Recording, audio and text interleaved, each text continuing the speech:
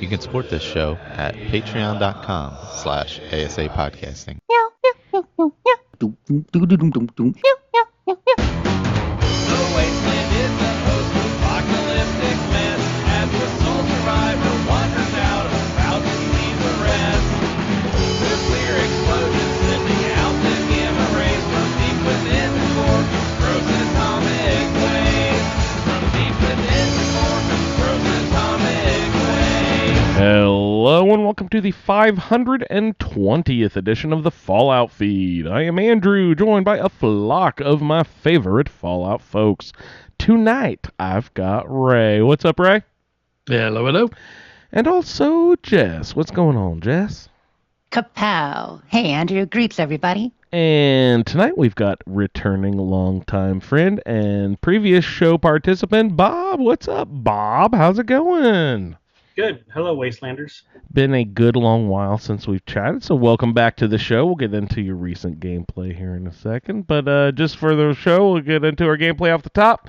As per usual, Bob brought a game with him. He's taking a page out of Will's book. We always love it when people bring a game for us. If we have time, I have also prepared a game, so we could have a double dip of game time if time allows. Iguana Bits coming up. Some pretty exciting stuff, and a couple of shouts on our way out the door, so let's go ahead and roll right into it. Since we haven't heard from you in a good long while, Bob, why don't we just let you go ahead and have the floor and see what you've been getting into. Have you had a chance to play any fun video games in the last recent time? Yeah, I've played just about all the games that I play. I have spent a lot of time fishing lately and a lot of time AFKing for a week and then straight into Fashnacht. Yes, I did get just about all the rewards at Fashnacht, like Jess said. Once I got to 4 masks of each type, good Lord. I'd put them in the bin. It's Attaboy. amazing, but good for you helping other people like that. And there are people who never got some of those rare masks who this year, because some of them were upped in frequency, got them like the loon, like a bunch. They really changed the frequency rate of them because I was still missing some. As much as as hundreds of parades as I've done, I was still missing some, and I might have had one loon or one raven, and then now you get one every other thing. I got. What was the new one this year? So you used the corn face. You got the corn. Cob. You got the corn cob. 4 of those.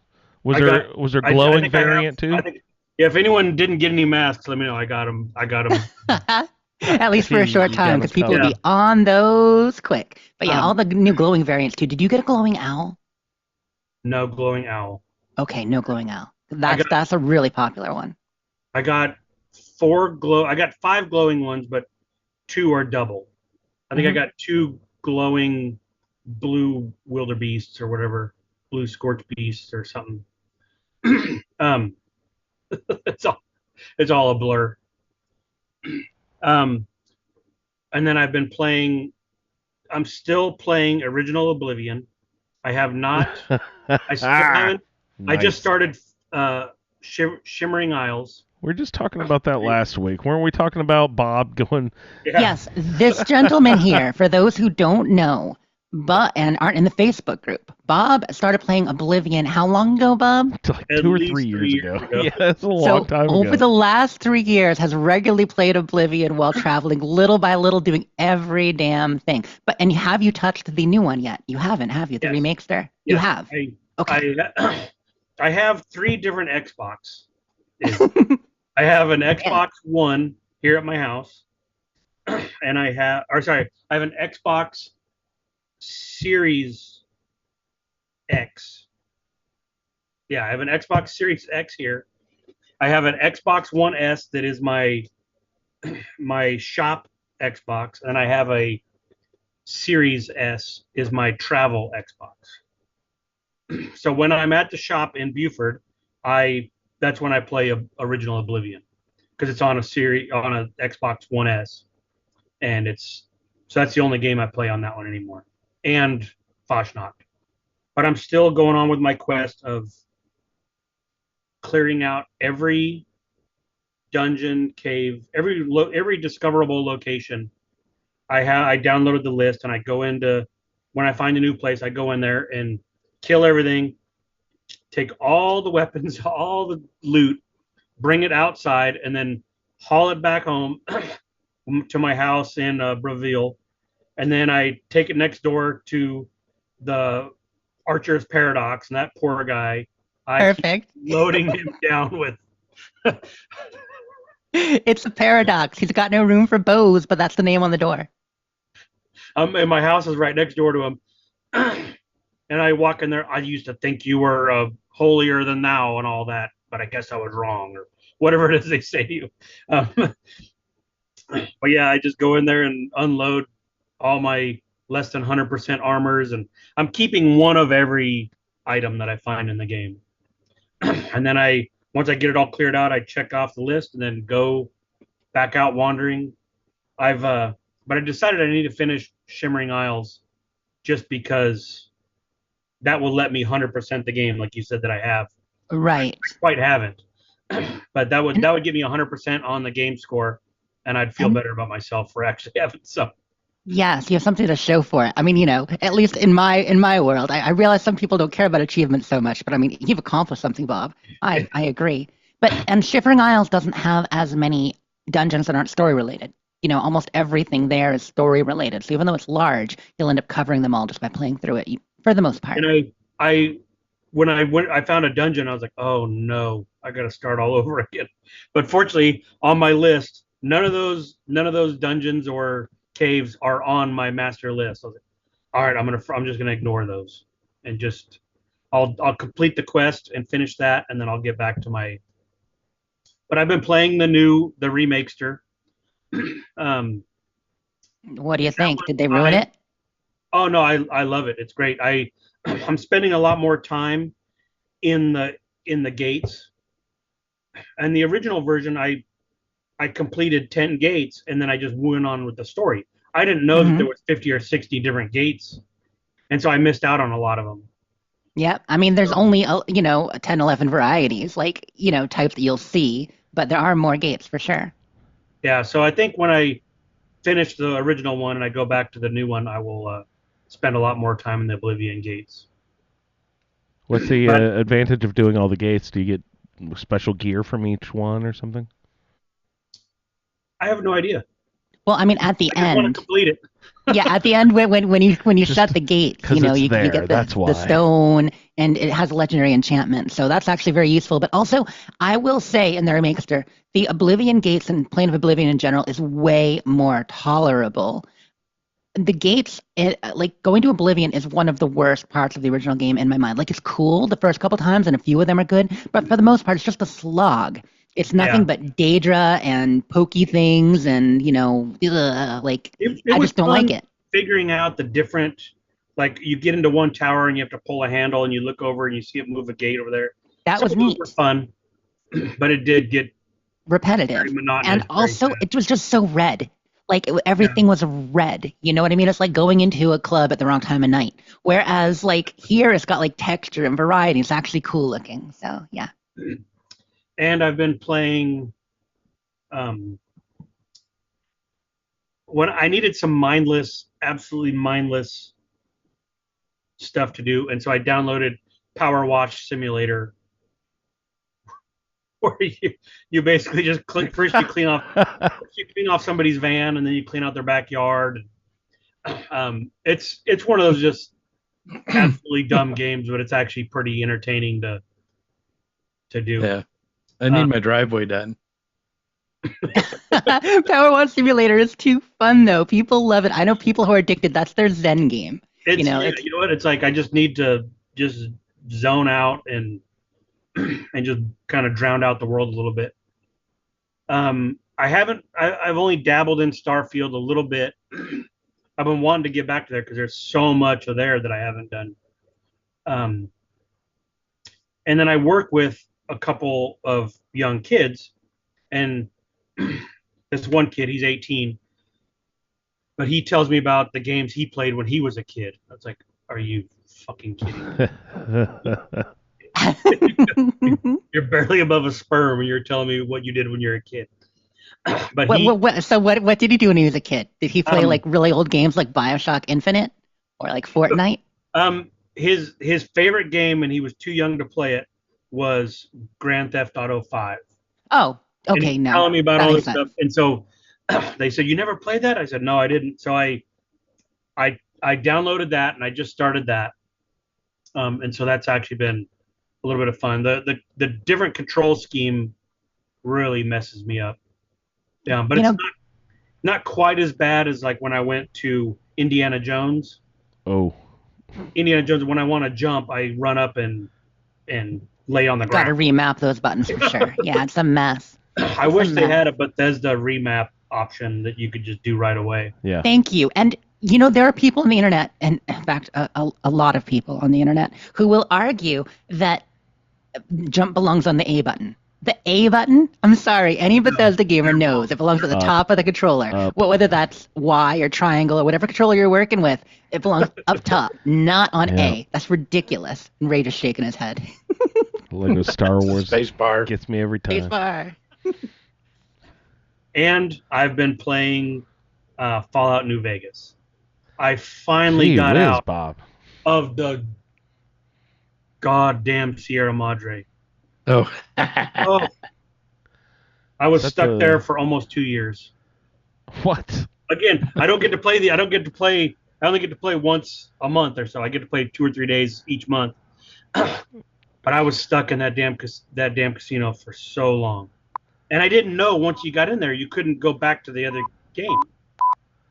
You Sorry, can stay, I but just you can clicking the never sensor leave. beep to trigger your PTSD from the casino. Yeah. That's just cruel. So remind me what was going on in that place. You're trying to get to all the people. The guy got in the casino because he wanted the big treasure at the end, and you're trying to get with a guy that has two personalities, dog and god, Mhm. and a singer partnered with the girlfriend of the owner of the casino. Dean Domino, right? The owner. It's been so long, I forget the actual main Yeah, thing. Dean and Christine. So those are the three: Dog God, Dean, and Christine. And Are then the companions. I got into the vault, and then you pick up 37 gold bars, and you are so over encumbered. And So I just kept trying and trying and trying, and I finally I have, even though I have all these books for all these games, I try not to look at them until I've completed. I try to actually play the game and exercise my brain. I don't of want to course, accomplish it. Yeah, that's why I don't do mods. I don't look at the internet on a lot of the games. I broke down and looked up, how do you get out with these gold bars? I know there has to be a way. I mean that's the longest running meta joke in the Fallout New Vegas community. Like getting out with the gold bars and the fact you're supposed to be testing, holding on to things, and like, haha, sucker. I'm sure Ray has a way, like draping Gary over a chair somewhere and somehow sneaking them all out. But Well, Yeah, no Gary's there. I saw it was just text, and it said, you need to step out and hide behind this generator and watch the guy walk by. And it says, if he sees you, he will set off the alarm, which closes the door. And you can't, it says, hurry and sprint across. Well, there's no sprinting when you have 37 gold bars in your pocket, plus 40 other weapons and knives and suits of armor and all the other shit I couldn't part with. But I saw that generator, and okay, so I kept sneaking out there, and then I felt Andrew would have a much easier time. When I switched to third person, I could see where I was and where he was at the same time. Yeah. And so in third person view, I was able to keep nudging myself behind the generator as he walked by. And once he walked by, I was able to get to once I saw the hint online, it probably only took me 20 minutes to get out after that. But yeah, I finally got out of that. Now I'm wandering New Vegas again. I still haven't done the fight at Hoover Dam. I was trying to do as many side quests as I could, but I think I've pissed off Arcade Gannon too much to actually go on with his stuff because I've sided with Mr. House. I decided I'm going to go with Mr. House. I'm trying to do with everything else that I can before that. Mm-hmm. But I'm dragging Arcade around all over the place, and he's just not falling to my charms whatsoever. Every time I ask him, "How's it going?" he says, "Well, you're really blowing up by siding with Mr. House." I was like, "Well." Chuck is so judgy. He really is. So I'm kind of just wandering around looking for places I haven't discovered. Just playing the games at my own rate, like I tend to do. And I 100%ed Indiana Jones. I did that one. That's impressive. Despite the buttons and all kinds of stuff, you 100%ed it. What Dive did you on the think? floor. Did you enjoy it? I loved it. It wasn't as open world as like say Fallout or stuff like that, No. but it was enough open world that you didn't feel confined. And then I like to sneak in my games, and so sneaking around there was actually pretty good. It paid off. You could find a lot of extra little widgets, and the puzzles were good. The water world gear puzzles were kind of fun. I enjoyed those. I don't know if I would have paid the 60 or $70 for it. I played it on Game Pass. Right.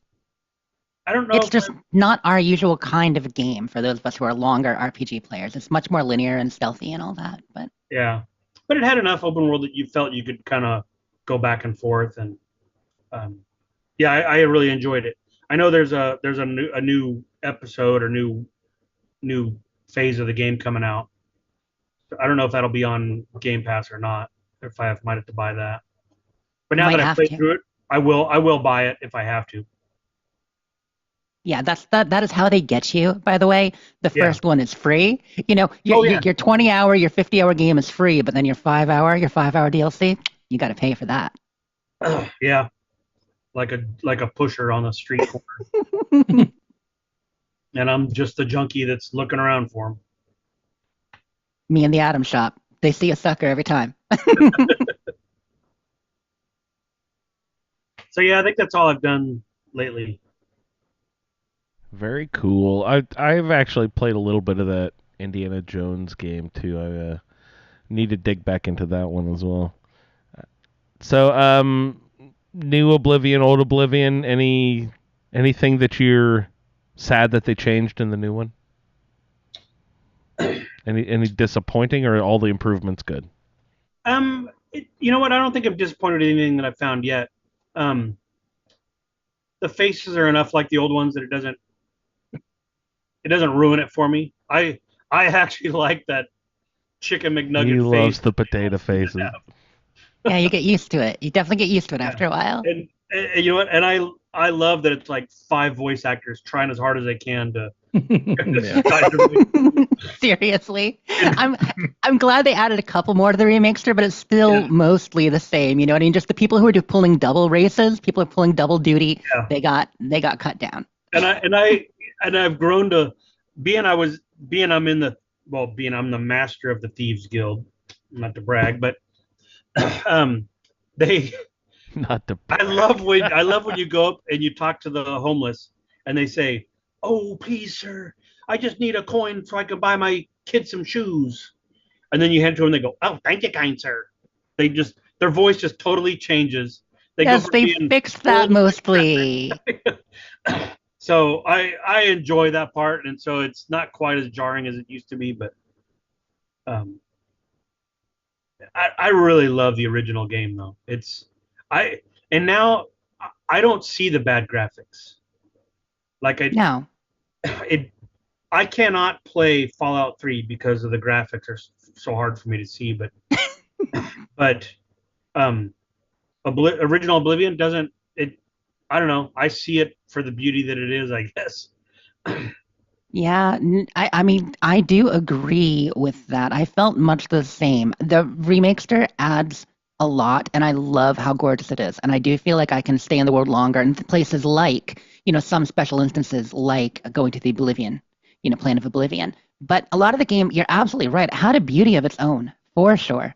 Especially like playing it in back compat on Xbox, which is probably what you're doing. Yeah. They actually upped the frame rate to 60 FPS, and they upped the color resolution too. Originally, PC had far more color range than we had on Xbox. If you play it on 360, it was a little bit color compressed. But the current version you can play, I mean, it looks nice. You see it in all its glory. I haven't tried to ride a horse in the new one. I can't ride a horse in the original one. It makes me car sick. It's So- better. It is better in the new one for sure.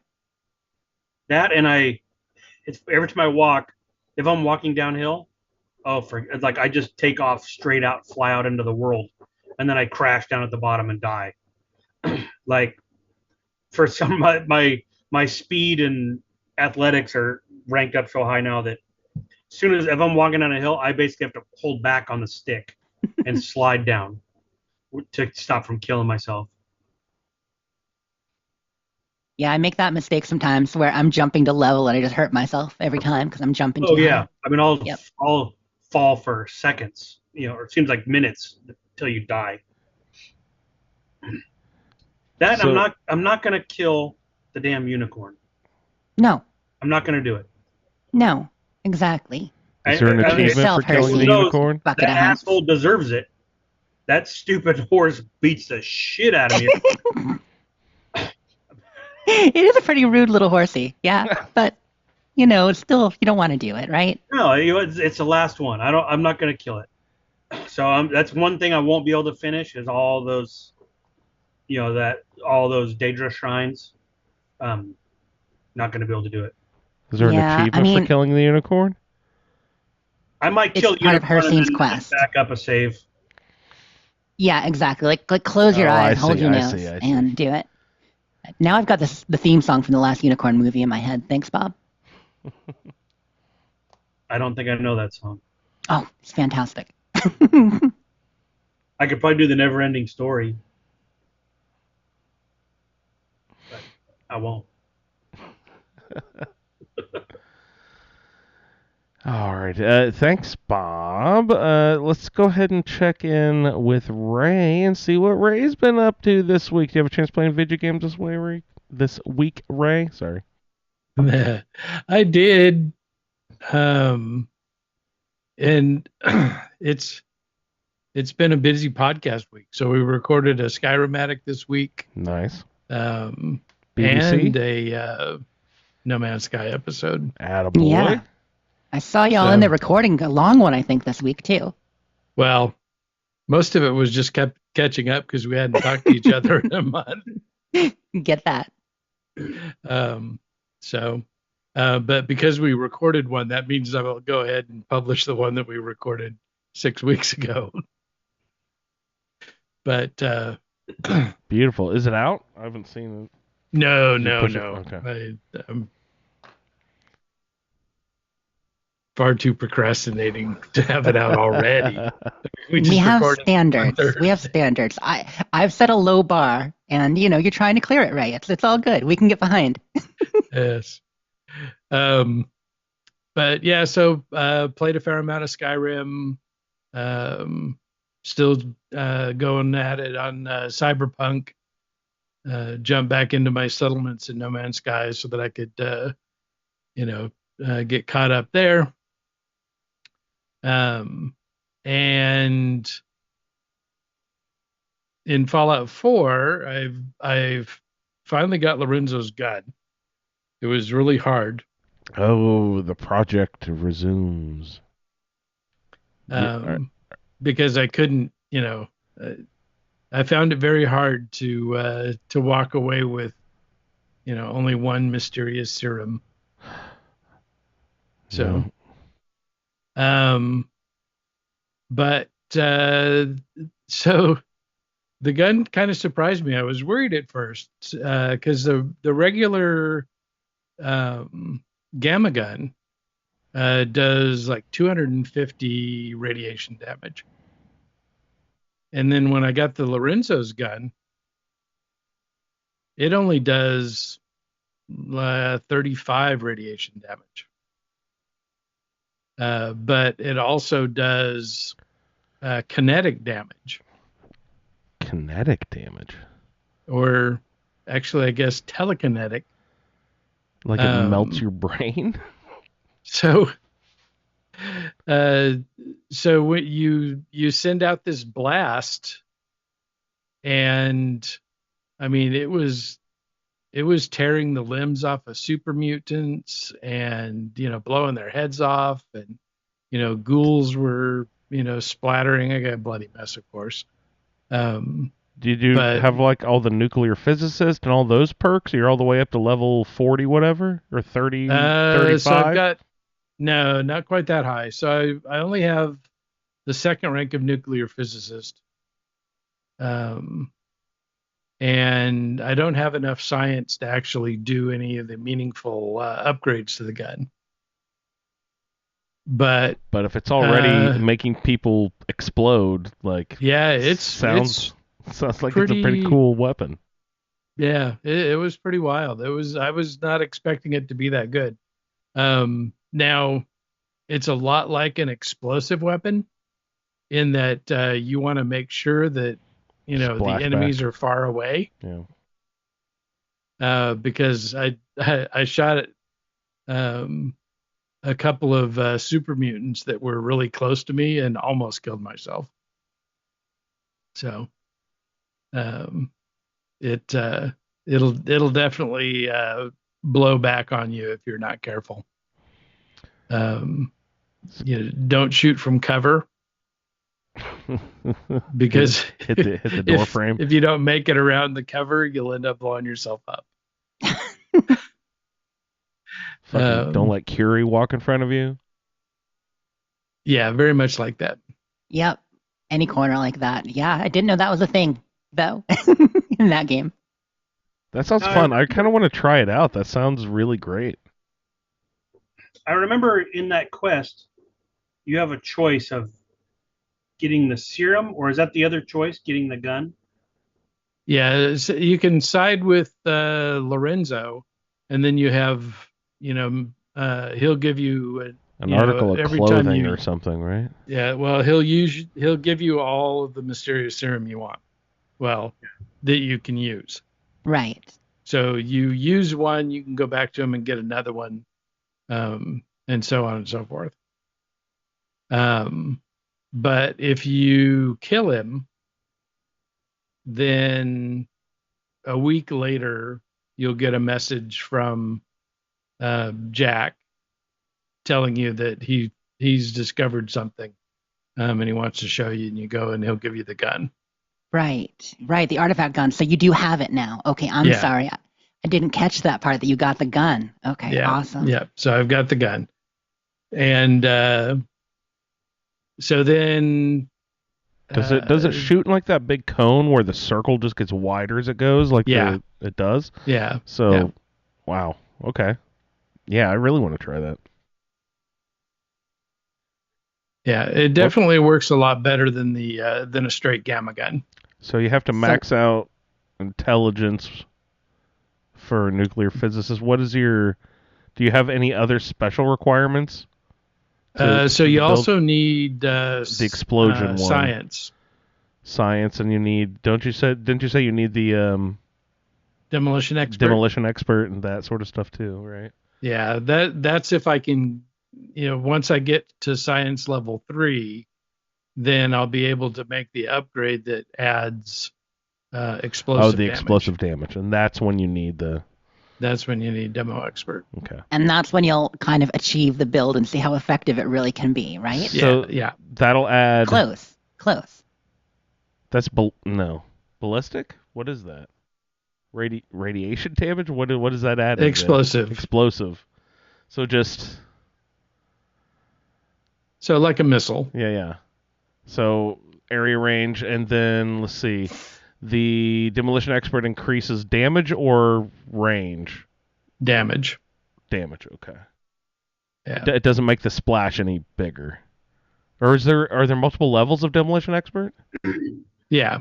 There are. Okay. Yeah, so is that the 20, 40, 60, 80 one? Yeah, demolition expert gives you a bigger area of effect with your grenades. Okay. I don't know if it'll work with this as well. with explosive guns. Okay. Yeah. Well, hopefully. It So will. then so I needed a radiation melee weapon, because you need I'm invested in gunslinger, so I'm mostly pistols, but I also have a melee weapon and a long rifle. And so A radiation melee weapon? Shimdrown's sword. I don't remember that weapon. What is this? I've gotten it a few times before. If you do like a swashbuckler build, you Mhm. need one of those Revolutionary War swords, and Shimdrown's sword is the one you want to get. Say that slower. What is that? Drown? Shim is his first name. Shim. Okay, Okay. two words. Drown is Drowned. his last name. Drown. Okay. Yeah. And Oh, that's from the Gilded Grasshopper. the Gilded Okay. Grasshopper. Yeah, that grasshopper statue. I remember Yep. that. Only done that quest once, believe it or not, in all these years. But I mean, I loved it. But the case So- files are cool. My brain stops at Pikmin's blade, so I don't. Yeah. And that's usually the way I go, because I'm, usually, doing, stealth melee, and, Pikmin blade is the best for that. So so there's two ways to get it. One, you can either go through Nick, and, after you've done, the Kellogg quest, you can go back to the office and find some cases Gilded to work grasshopper on them. piece. Yeah, one of them that.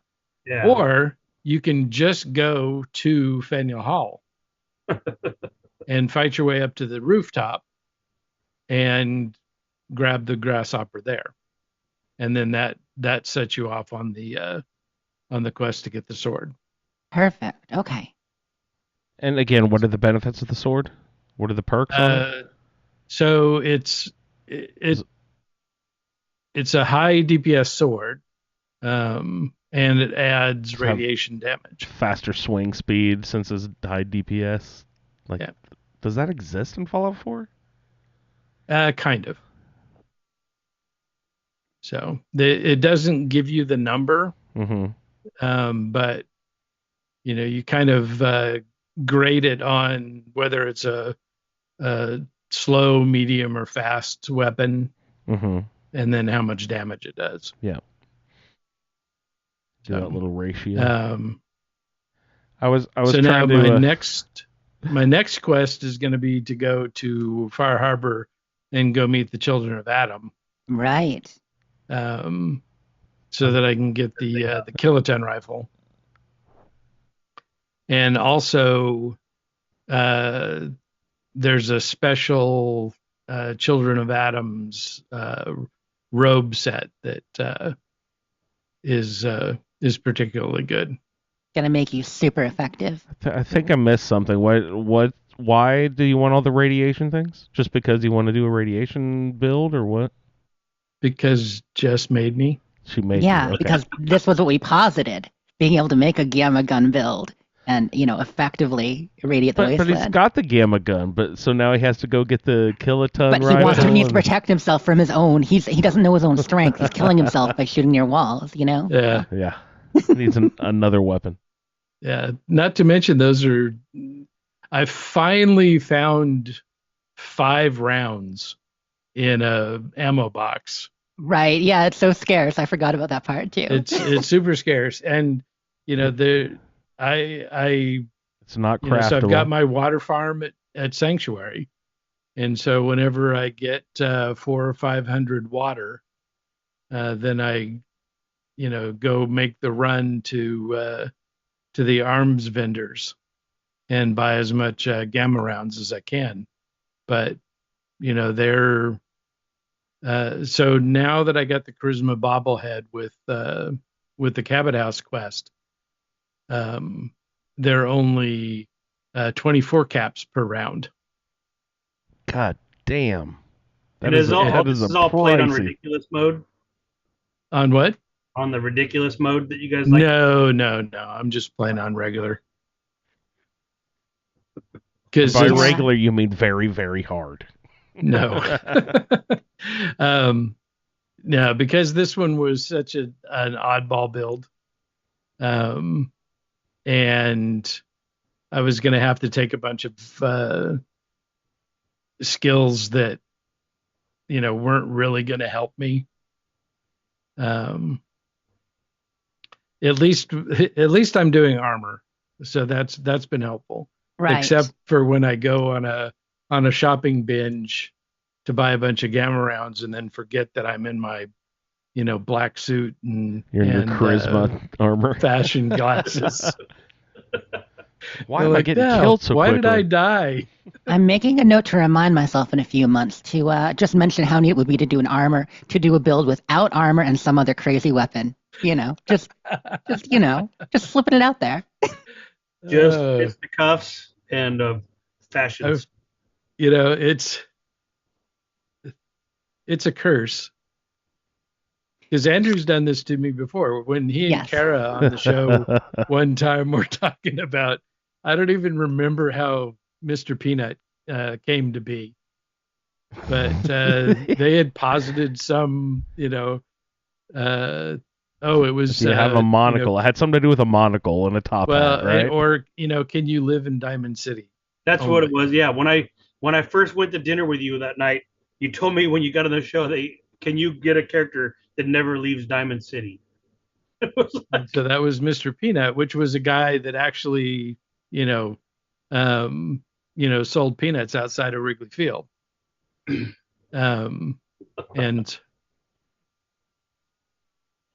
it was, it was just one of those things, somebody, is this possible? And I'm like, well, let's see, because I got nothing better to do.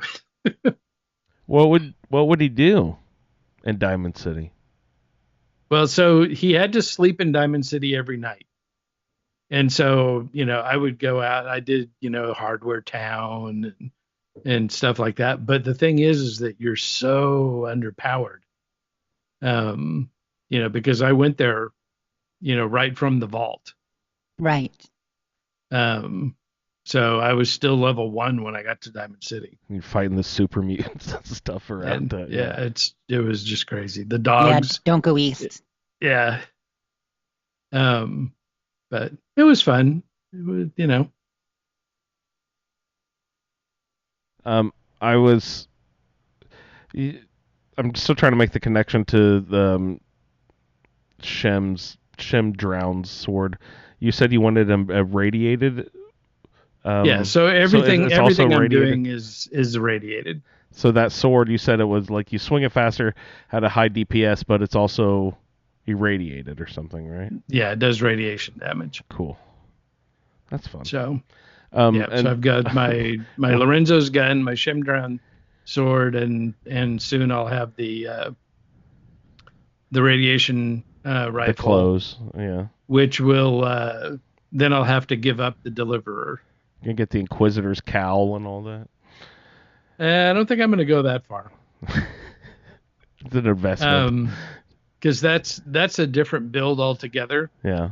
That's one where you have to run around with just the tiniest sliver of health. Yeah.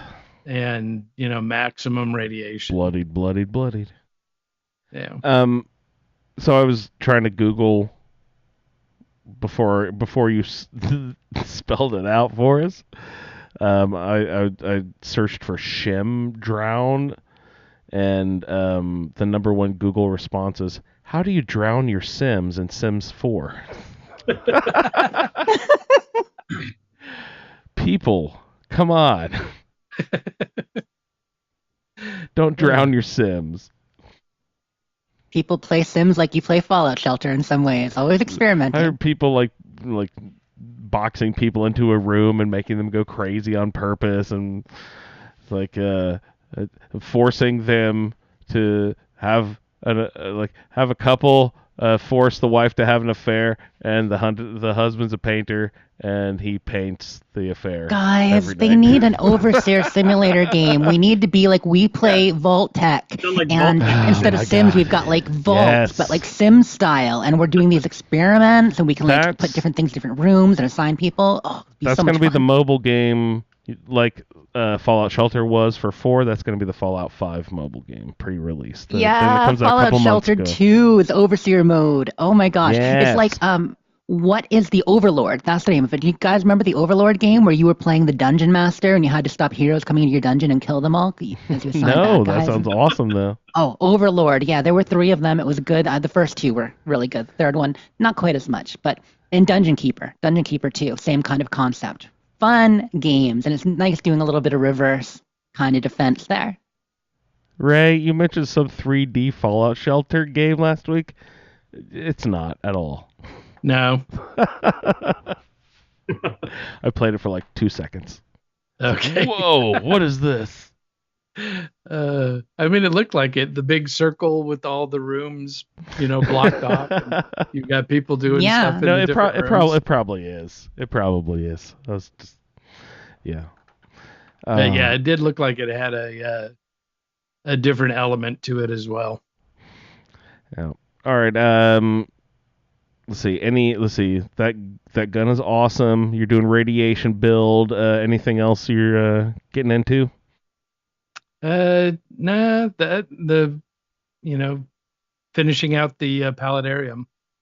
Oh, beautiful. How are my little baby geckos doing? My golden geckos? What are they?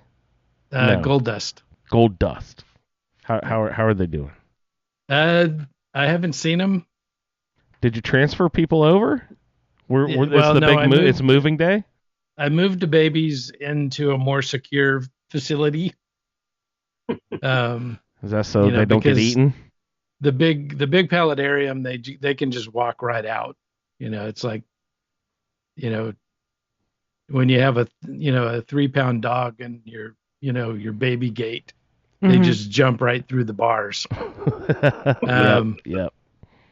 But yeah, so I moved them to a more secure facility, but I haven't seen them in a week. So I was just they might be thinking in there still. I was just thinking if you're building this huge paludarium, so why don't you just like sort of transfer your basement into like a paludarium? You know what I mean? Just like do the whole thing, have like a little river going through it. Because Have somebody a- lives down there. Oh, Yeah. come on, It's kick an him out. apartment.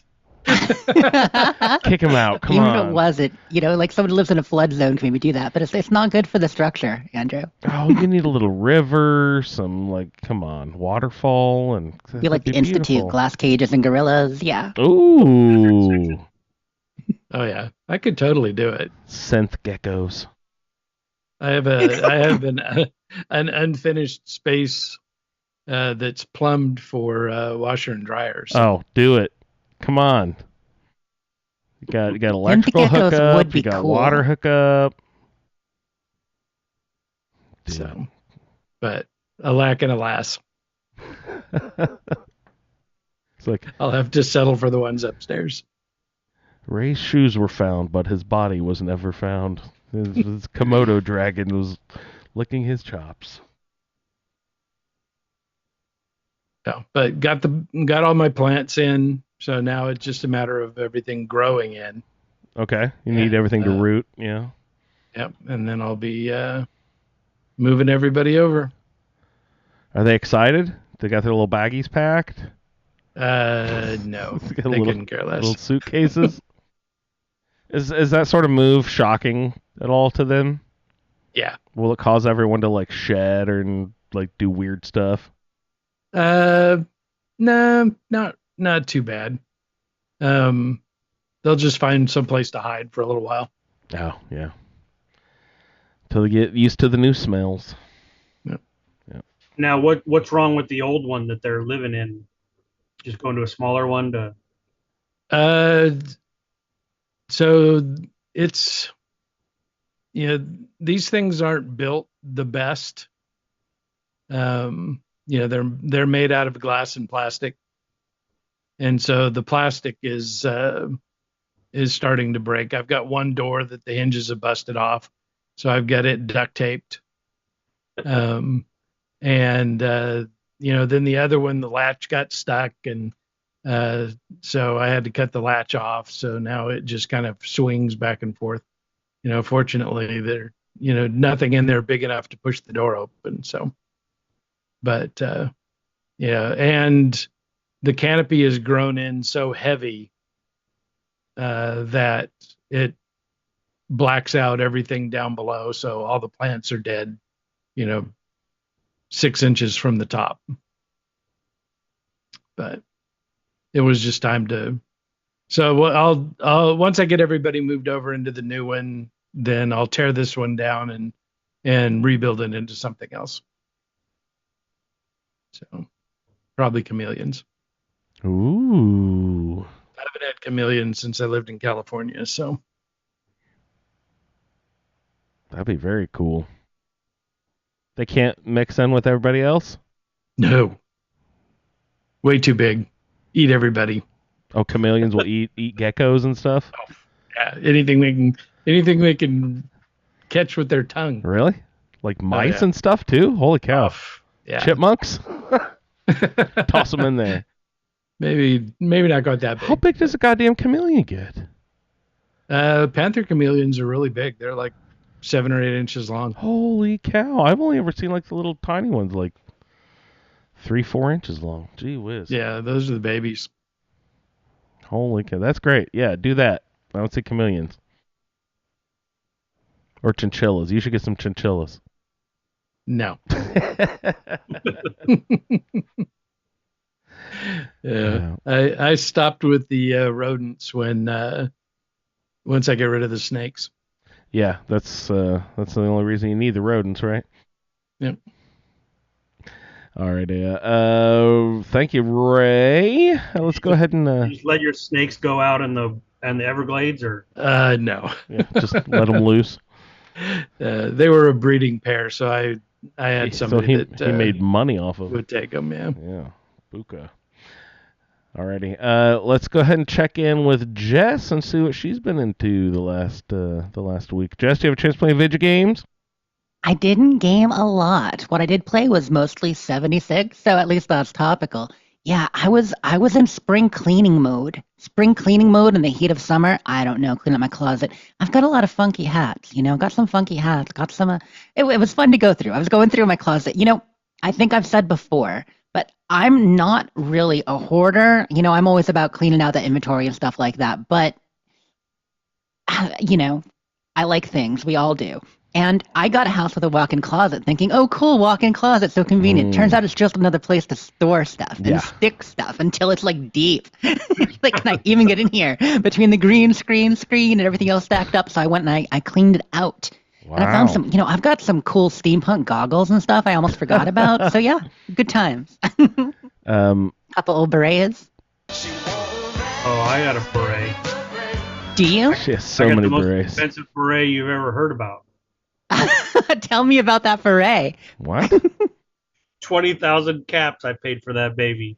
I mean, it sounds like a bargain to me. Beret is the most priceless item in the wasteland. I mean, someone's selling them for $19,999, doing everybody a favor, right?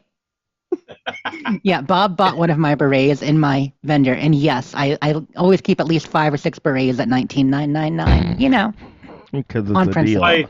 My caps were maxed out because I had a bunch of stuff for sale on mine, and so I was like, well, I need to get rid of some caps. So I'm looking around trying to find something I can buy, and then I went across your cap. I was like, you know what the heck? I'll spend 2,000 caps on beret. When you're at max caps, you got to choose. Do I get something useful like concrete and copper, or do I want to get something stylish? You chose style. Anyone ever Good job. done an effective build with whatever perk that is that gives you better perks when you have more caps?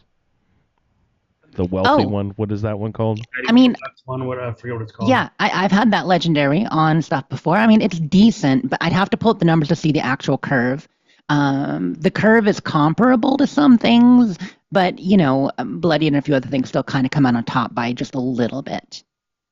But yeah, the aristocrats you're thinking of. Aristocrats. There you go. Us Fallout firsters, that's yet another way that when they're designing the game, they kind of, acknowledge the community. I love that. But yeah, so anyway, closet, good times. Other stuff around the house is good cleaning out stuff, cleaning out my inventory. But Fallout 76, what did I do? Well, on Saturday we had a claw brawl at the Gato. And I think I've mentioned that before. Well, once, twice a year, usually twice a year. It's kind of like cat fights, except in this case it's with weapons. Normally we, put people in harnesses, sometimes nakify them, and they just get out there and they fight and they hack and they slash with their claws. It's a good time, and it goes a little quicker than cat fighting because of the damage from melee weapons. But it depends on what you do, because like commie whackers, when you get people out there just hacking, whacking, and smacking, that takes a while. Those are really fun to watch. Whereas we tried like chainsaws. We've done chainsaws a lot. And chainsaws, especially flaming chainsaws, fast, death-defying. Hey, our boy Sully were good with a chainsaw, by the way. He did pretty well, held his own in the fights. And then like shovels are fun, because all the time you're fighting with shovels, it's like just clang, clang, ka-ching, and bonking people on the head. We tried something else new this time. I'm trying to remember what the first weapon. Oh, the pole, the weird like pole hook thingy. That weapon that nobody uses, and why would you? I think it is called a pole hook. Yeah. Yeah. It feels like something from that should be maybe in Oblivion. Like some kind of weird halberd, pole hook, Gilgis arm kind of thing. I think the lobstermen use it to grab a lobster rope and pull the trap up. Isn't that what those are for? Yeah, it's for handling stuff, but also I think like loggers, like woodsmen can take it and like roll the logs with the pole hook. Mm-hmm. But it actually does some serious damage. Whether you're getting the blunt end or the hooky end, like, damn. So that was fun. Good claw brawl. Always a good time. Nice. It's really fun to get out there and fighting, and I love seeing how PvP changes in the Wasteland. Because as they have changed some of the effects and perks and the way perks work and the way damage is calculated, it's really changed things. And melee is, getting more effective. And I think after the next update, even more so. So we'll see. It's just fun watching. Yeah, honestly, it's really fun watching your friends fight each other. 6 years and I'm still not tired of it. But yeah, so that part was great. Also, we had the mini season. So, we've talked before about how Fallout has changed the challenges to the mini seasons, right? And so we're currently in the middle of the marvelous fishing excursion mini season out there with Marshall Mallow. Have any of you guys, I assume you have, Bob, but have you, Andrew, like picked up the fishing hat, done any of it yet? No. How about you, Bob? Have you? Yeah. I just finished the first page. I thought it was only one page, so I was like, "Oh, bitch!" And I've made it through this.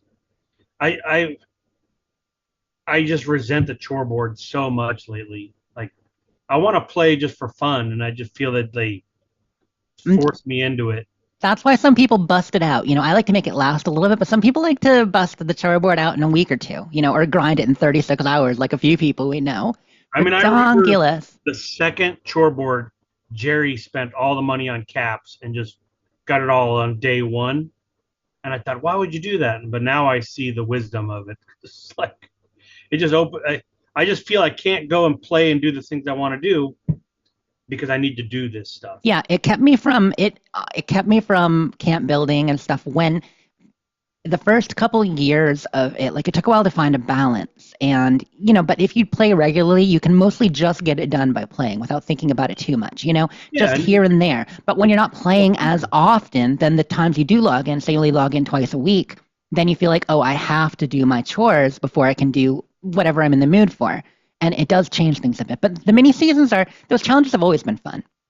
Like I've always found them good. Like put something on, do a thing, do a couple challenges. I really kind of like those. I loved it when it was up to 100, and so you could play at a casual rate and still get there. Now you still can.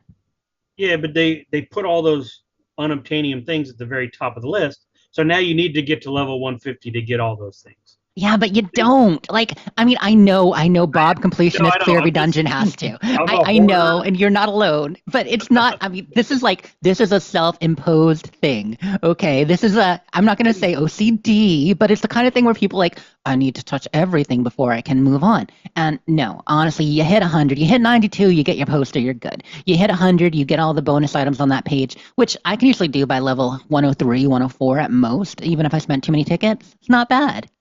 So I don't know, but I I recognize understand, those Bob. words are English, but they just make no sense to me whatsoever.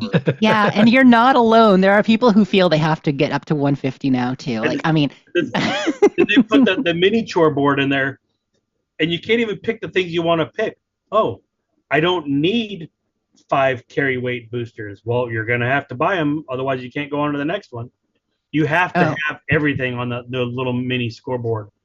I mean, but you don't on the season one though. You don't on the season one. You can just grab the ones No, you want. but on the mini season one, On the mini, you you have to definitely do them do. all in order, and it's like, oh, Yes. So let's get into that and talk about the mini season. I know it's not the bits yet, but it's this was my gameplay, so might as well. So when you hop into Fallout right now, if you guys haven't, for 2 weeks we are doing the, like I said, Marvelous Fishing Excursion mini season. First thing you got to do, go to the Atomic Shop, get your Marshall Mallow fishing hat. It's a good looking hat. It's cute. Every Pioneer Scout should have one. The challenge lasts for 2 weeks. So week 1, you have things you have to accomplish, and then week 2. When you accomplish them, it'll give you a certain number of tickets, like with the regular challenges. But these go directly to tickets, and then you can spend the tickets on the mini season board. You'll access the mini season board through the regular season board. But the thing is that they still only use tickets, so you don't even have to do the mini challenges. If you're willing to spend your hard-won tickets, you don't even have to do the mini challenges. You can just go in there, you can buy them. So let me tell you what the season one, what the first mini season page gives you. Week 1, you get a Marshall Mallow bobber. You need another bobber for your fishing rod. You get improved bait. Okay. You get the prefix salty, which I mean I think that's kind of cool. You want to be a salty dweller, now you can be a salty dweller, whatever. Legendary modules, Nuka Shine, a Marshall Mallow plushie. You get a fishing plushie. So really, the prefix, the bobber, and the plushie are the fancy things. The other stuff is repeatables. I don't know what's up for week 2 yet. I don't know if anybody does. It's probably been data mined, but I couldn't find it. So yeah, we'll see what's going to come for week 2. But that's pretty much it on the mini season. As far as the challenges, if you guys haven't looked, let me tell you the kind of thing they're making you do. You've got to catch a fish while wearing the hat. You've got to catch a fish while drunk and wearing the hat. I'm like, this is important stuff. Bethesda knows fishing. You've got to catch a fish. Got to collect bait while wearing the hat. You've got to complete all regional fishing challenges. That one's a little bit harder, of course. You've got to craft a replica fishing rod out of Tinker's workbench while wearing your fishing hat. You sense the theme here. And kill a mirelurk while wearing the fishing hat. Like, you got to do like 20 of them. So, yeah, just fun things. I mean, and we know, Andrew, you love it when the game makes you kill 20 mirelurks, right? That's my favorite. Mm-hmm. Out there mirelurking. You got to shine a light on them and put them down. So yeah, that mini season's what I did. Got the stuff. That was pretty much my gameplay. Claw brawling and fighting. Good times. 76. God, I love it. Anyway, but I didn't game a whole lot this week. I hadn't go back to Against the Storm. The Shire, it's like it doesn't even exist. Oh, I played it twice. no. I know. I got to get in there. I've got other games on deck. Oh, wait, hold on. Cat Lady Face continues. I did do another hidden cat game. Oh, yeah, I did. Uh-oh. Oh, yeah, I did. This one's called Shy Cats Hidden Tracks, Volume 1. There's more. Shy Cats Hidden Tracks. As you find the kitties, they go down on the ground and then they meow a tune. Meow. So as you find more of the 60 kitties, the tune grows and it's like, meow, meow, meow, meow, meow.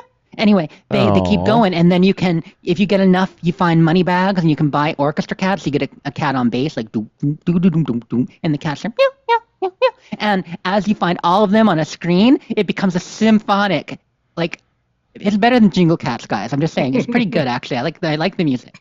So I got another one of those, and I liked Volume 1 so much, I bought Volume 2. So hold on for next week's gameplay. They're coming. Sounds vaguely like I'm not going to remember what it's called, but if I say something like musical monsters, where each little monster plays an instrument and it like builds a song, like, and if you unleash all the monster. If you collect all of them, then like the song is much like you just described. Like it builds a whole symphonic thing. I don't know, guy. I'll have to ask Mo what that game was called because that was pretty sweet too. But yeah, that sounds awesome. You find the kitties and then they form a kitty orchestra. It's a nice twist on the hidden cats, you know. It's my whole Where's Waldo of cat. I've got a whole Cat Quest saga going on here. You know, we've got the original, we've got the sketchy one, we've got the hidden in paintings. Now we've got musical cats. Yeah, I'm cat lady phase, y'all. You need to get a kitten Oh, in I real do. I life. do. Come on. Mm-hmm. Yeah. I think we need some cats around this house, and you can't just get one. You know, you need gotta to. get 10. Mm-hmm. My friend Charo has new kittens that are adorable. Get So the basically, babies. a stray cat near her that she sometimes takes care of had a litter, and so she took care of them all. And they've just hit. They're about 8.5, 9 weeks now. So a couple of them gone to their home, but she kept two, Locket and Romeo, and they are adorable. A couple of fluffy black kitties. You'd love them, Andrew. I love fluffy black kitties. I know rub you their do. bellies. Speaking of, I haven't seen either of your cats tonight. Either the ones that come downstairs. Bubbles was sitting right over there just a second ago. He was thinking about coming over. Well, say hi to the doctor for me. He likes to tip over my glass whenever I'm not watching. Dr. Gotta Bubbles. fend He's the him best. off. But that's it for my gameplay. Unless you want to hear more about household cleaning, I think we're good. All right, thank you, Jess. I will try to motor through my gameplay here fairly quickly. I had Codsworth with me playing Fallout 4, of course. We got down into the mole rat cave underneath the red rocket, and I had inadvertently and unknowingly pressed the wait here button. And then went off and went about my business, and I'm like, where the fuck is Codsworth? I don't know, he must have gotten hurt in some battle and got sent back home. Well, it's not at Sanctuary Hills. I was like, oh, maybe, I don't know, did I change his destination to Red Rocket at some point? So I went down to Red Rocket. No, he's not there. I went all over the place, couldn't find him anywhere, and I was just like, well, I don't know. Okay, let's build the population tracker thing. And it says, okay, let's train the VIP portion of it. We'll, center down on the companions. It flashes up dog meat immediately, but Codsworth is not on it. Is Codsworth normally able to be tracked by that population tracker, the VIP tracker thing? To your guys, I know, Ray, you never ever use followers, so you probably have never. I didn't even know tested there that. was a tracker. There's a population tracker that you can use to assign all of the settlers to jobs and stuff like that, but there's also a subsection of the VIP tracker where you can click on the quest markers to show you where your followers are.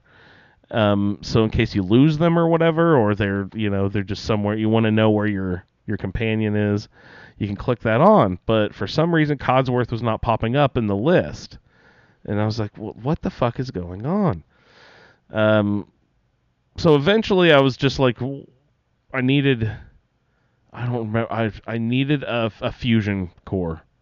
I was like, I'm going to go check and see if I grabbed that fusion core down in the mole rat cave. I think I did already, but that could have been on the other character because I'm mirroring the same character within a week of each other, so it could be like, I can't remember if I did it last week or a few days ago. So I went back down there, grabbed the fusion core, and Codsworth is sitting there. I was like, oh, great, found Codsworth. Come on, buddy, let's go. Go back out of the cave, go back to the population tracker thing. It still doesn't show him. I dismiss him and pick up dog meat instead. It'll track dog meat, and I dismissed Codsworth. Codsworth can't be picked up on things. So it's like, I wonder if I broke something in the communication, or just Codsworth isn't able to be tracked by that thing. So I was messing around with that, playing little testing games of trying to see who could be followed, and it took way too long. But my manufacturing tab, I've been trying to play around with my manufacturing, and I was going to ask you guys if you had played around much with that, and what would like it's a mass production type thing, but what sort of thing, like, why on earth would you have a weapon factory? Like, to arm the 20 people in your settlement, I guess, to sell them to vendors, I guess, like, but after you get yourself like the one or two that you need, like, why would you want to build 300 of the same pistol or something? It's just for selling, right? Like, I really don't understand the purpose of the factories, I don't think. Yeah. Well, and they sell for so little. Yeah, it's like 7 caps for something. Yeah. The components that it took to build that are worth way more than that. No. So it's just like, after you arm the 20 people in Sanctuary or whatever, what then? Like, and then I was thinking, what could I effectively mass produce that could be used in the game? So ammunition, I can use lots of ammunition, so sure. Antibiotics, I use tons of antibiotics. Can I make antibiotics? Is there a manufacturing implement for medicines and stuff? I go in and I look. No, I don't think so. I don't looking around in those. No, there's weapons, there's armor, there's clothing, there's food items. Like, you can make fucking cram, but you can't make antibiotics. You know, you can only make the medicine stuff at the chemistry bench, as far as I could tell. It's like, maybe it's in a menu I couldn't find or something. But I was just like, either let us build stuff, or don't, let me build, I just want to throw in a bunch of the little glowing mushrooms and some antiseptic and stim pack, and have just like 40 antibiotics waiting for me when I get home. You know what I mean? Oh, right. I had built just because I was playing around with the manufacturing stuff, trying to figure out how the treadmills. I was trying to figure out how to get 2 things to dump down to 1 track to go into 1 hopper to collect multiple items down to 1 collector. I still couldn't figure out how to do that. But I decided. Oh, Ray mentioned, I should build a few lunch boxes I can farm some more lead out of there. Out of pencils from the lunch boxes. So, I didn't really watch how much I put in, but I just put in some steel into the hopper and then ran away and did a bunch of other stuff and came home to 418 lunch boxes. And my thing, and I'm like, oh shit, is there a capacity? Is there a threshold to storage or anything in any of the settlements? I'm not at any risk of overloading a settlement. Can you? I don't think so. No, there's no weight limit or whatever. Now, so it depends on if you're putting it into your it's just in the hopper. Workshop No, it's just sitting in the not hopper. What's it called? Collector? I don't remember what they call it, but yeah. Yeah, the workshop inventory does have a limit. It does. Is that by line item or by weight or by what? I don't remember. I know there was a thing where you would drop stuff on the ground instead of putting it in the you scrap it, right? In the inventory. Right. What was that I built for? a huge museum above Sanctuary Hills, and I've got so much stuff in there that can't be a limit. It can't be a limit, yeah. And 40 suits of armor. Ray, that dropping thing is and that's in build mode, so you can add infinite build space.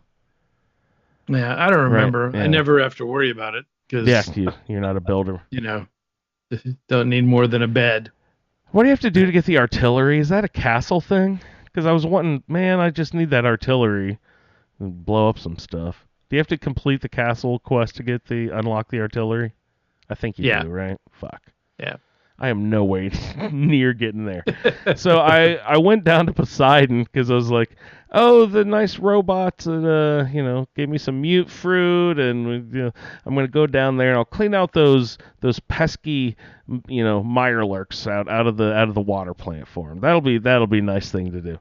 and I can unlock them, and that's always a really great location to have. It's kind of like a nice on that path down the railroad way. It's a nice thoroughfare on your way to downtown from Sanctuary Hills. It's a nice place to have. So I was like, went down. Oh yeah, let's go inside. So I forgot you can't just walk into that place.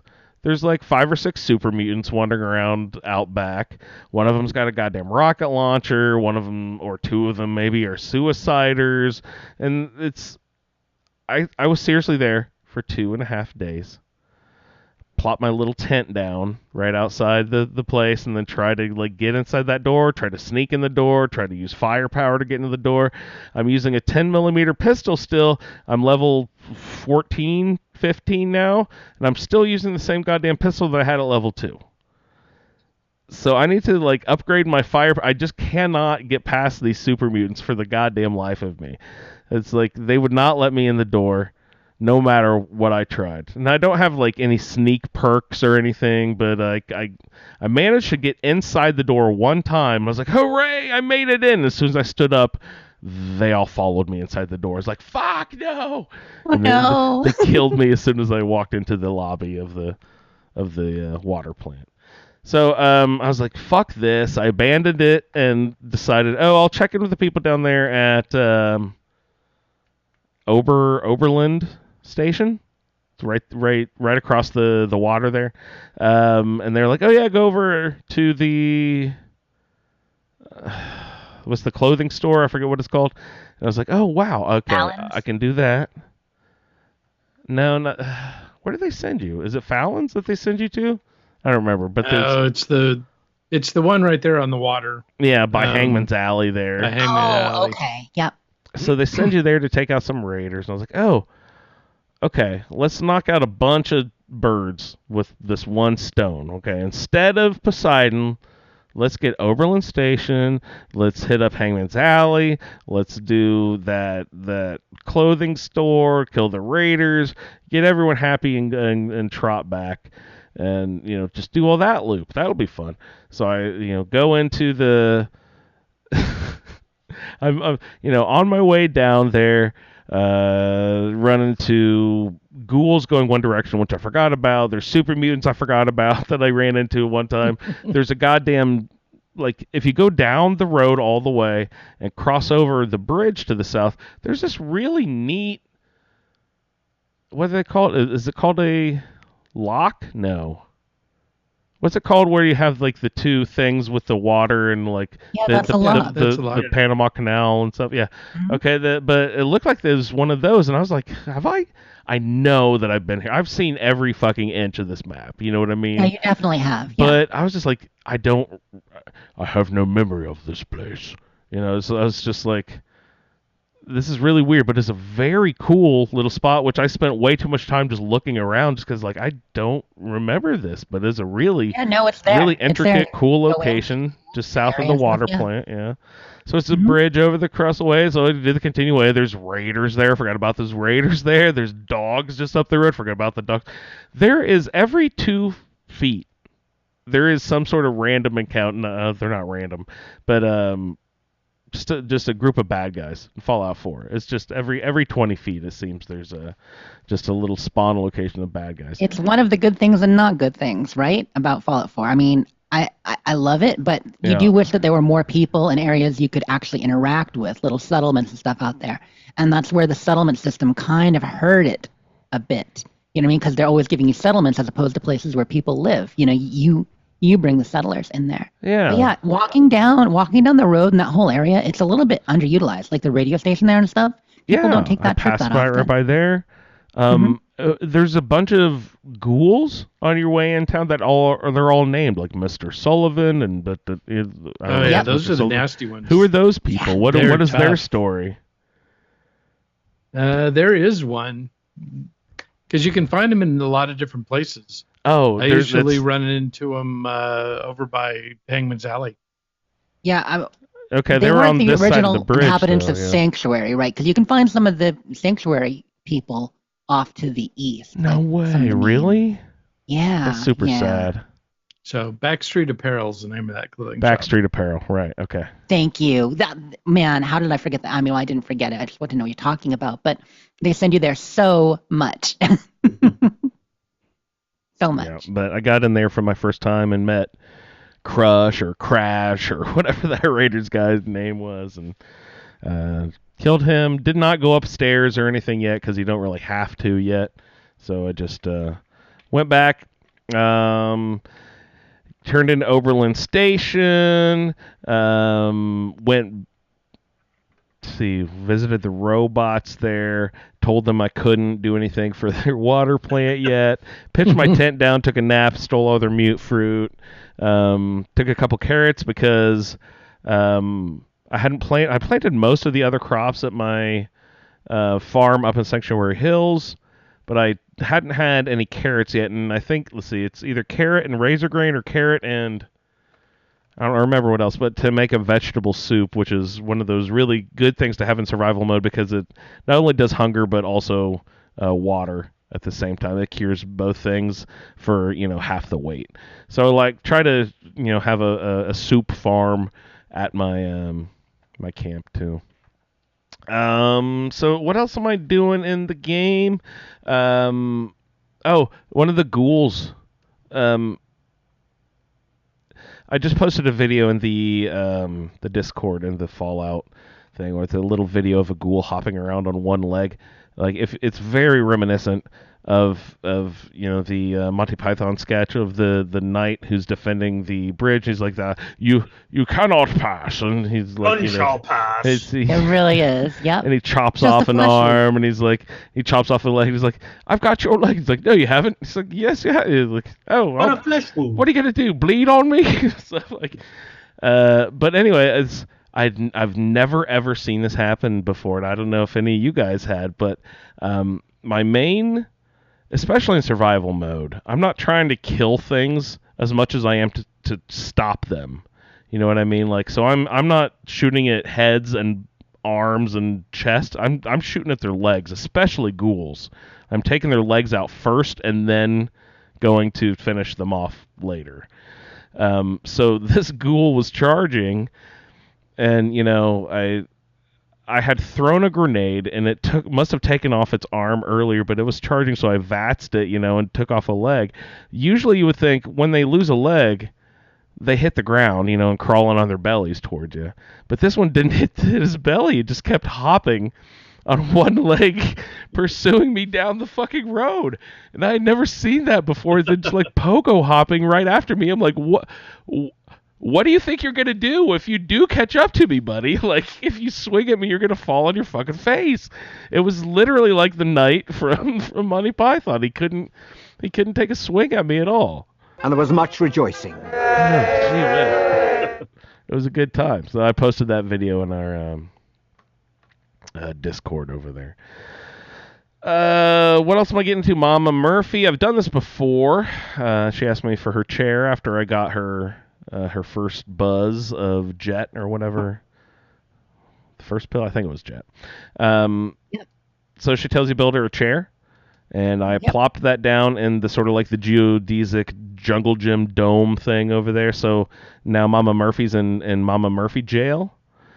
And her little, but I planted a mute fruit tree in there, so she has a nice tree in there, and there's a few other little. I'm trying to plant a nice little Mama Murphy, little jail cell for her. She likes it in there. She speaks highly of me whenever I walk by. She's like, "Build me a chair and we can talk." And I'm like, "I already built you the chair, so you must be bugged." Yeah. Come on, kiddo. Yeah, she doesn't like that, but oh man, lots of weird roof play too. Showing up at home, see Roof play. Mama Murphy up on the roof, see Brahmin up on the roof, see fucking June and Marcy up on the roof. I'm just like, what is going? I've never seen this many people up on the roof. Did I build something that's making them walk? And I'm looking around. I'm like, there must be a crop built too closely It's a to the party, edge of a building, and then they farm it, and then it lifts them up there or something. I don't know, but it's something like that. Either they're trying to access something and popping up top, or there's something nearby that they're trying to use and spawn to get that many. I think June is trying to use that noose that he's tied to the rafters, and he's going to jump off the roof and end it all. Oh.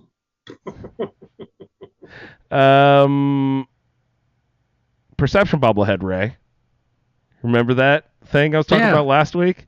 That was weird. I couldn't store it. It's a quest item. I even took a picture of it, blah, blah, blah. And Ray was like, well, I've never actually tried to put it in my workbench. I always just build the stupid bobblehead stand and put it on there. And I'm like, all right, I'll try that. So, like, of course, it plops right down on the bobblehead stand, and you don't store those in the workshop. They get stored in the bobblehead stand. I was like, I swear I've stored those in the workshop before. Yeah, well, I tested it, and you can put them in there. You can? Well, I took them off of my bobblehead stand and put it in there. All right, I'm going to take it off and see if I can put it in there now, because you saw I took a picture. It says it says you cannot put a quest item, and I'm like, what? Yeah. So, yep. How much should I get? Oh, bird cameras. I saw a fun little reel video on Facebook that I posted in the Facebook group. Is that true? What do you think? Is it a good video? Yeah, no, it makes sense. It's been a thing for a while. Has it? Synth geckos, synth crows. Yeah, so a lot of the areas, and people have seen this, where the Institute is watching, and they have cameras and view screens. They're using crows, synth birds. Yeah. To watch you. Yeah, those screens that you see, they have a big bank of screens down in the Institute.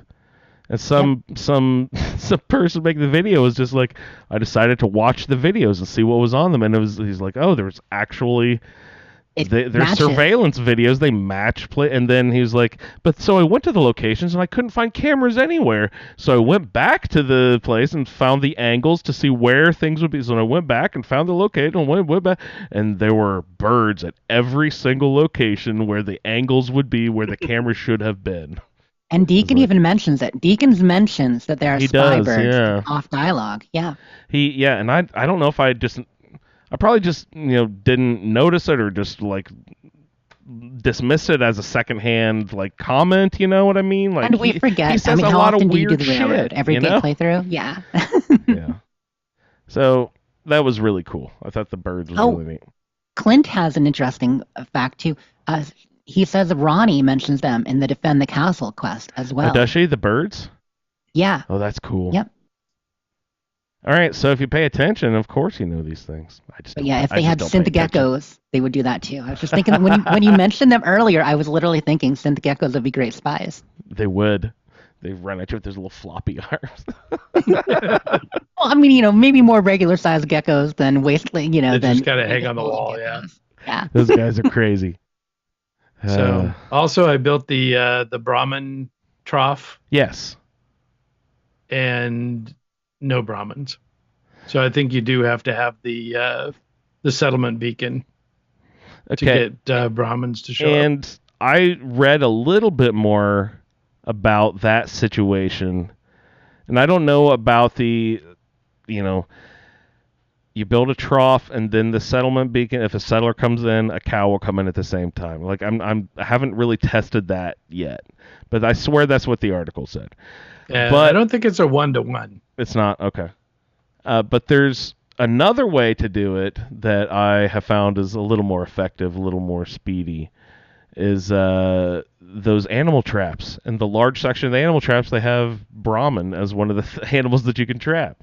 So I built a Brahmin trap, and I already have like 3 in my settlement just over the last, built it yesterday or something like that. So yeah, it's great. Getting some cows in there to get my fertilizer, because I got plenty of goddamn lead. Thank you, Jess. When I went over to the Galleria, no, not Galleria. What's it called? Yeah, over the General Atomics Galleria. Yes, the General Atomics Galleria. Got my ass whooped by the boss upstairs a couple times, and then I decided, I'm not gonna Not going to go up there anymore.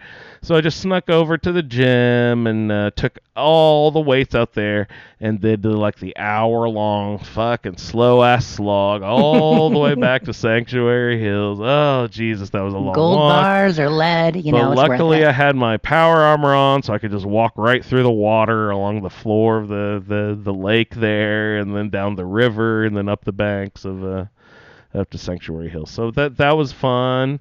That was really cool. Fasnacht I did one time. I got some sort of mask. Something I'd had before. It wasn't anything spectacular. It was definitely not the what are you calling them, Jess? Drunk SpongeBob or something? Oh yeah, the corn cob. Yeah, looks like drunk SpongeBob. Definitely not that. Last. It was Sulior who came up with that. I think Sulior and our friend Dawn there, sassy lady. Attaboy.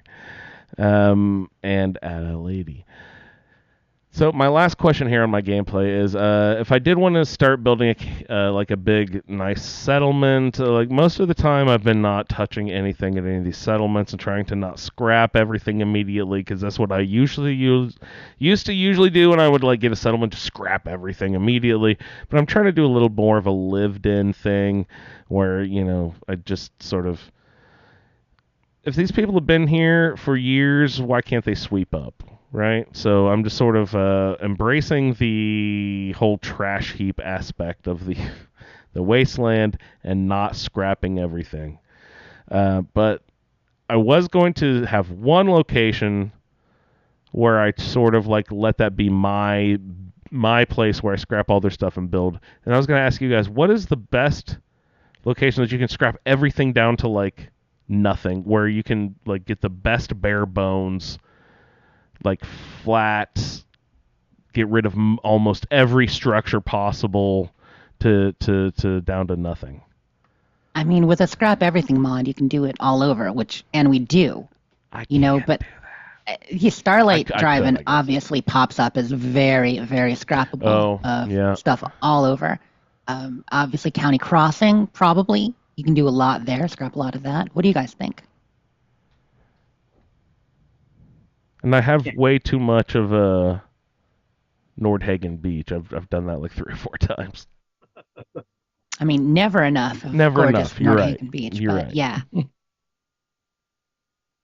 It's yeah, with Aqua Boy, Nordhagen Beach is a decent survival location because you can swim everywhere. Oh, and Hangman's Alley too. I remember doing that before. Well, I always get Hangman's Alley anyway, just because it's that central location right there, smack dab in the middle of the map. I just scrapped everything at Sanctuary Hills and then built a big building on top of everything with no staircase, because Marcy would get into your stuff. And, I go out and kill one robot, and all of a sudden she's firing all my mini nukes off. And oh no, blowing Marcy, your ass, blowing my butt up. If you want your settlers to get into a power armor set, I can't figure out how to command them to do that, but every once in a while they'll just get into it anyway. Is that just a random thing they'll hop into? Leave them out. Yeah, leave them out with fusion cores, and they will. They will often sometimes put them I'm on hello, this is here, please. I'm even I even put it up on the the stand, the defense post or whatever those are called. It's come on, get into it.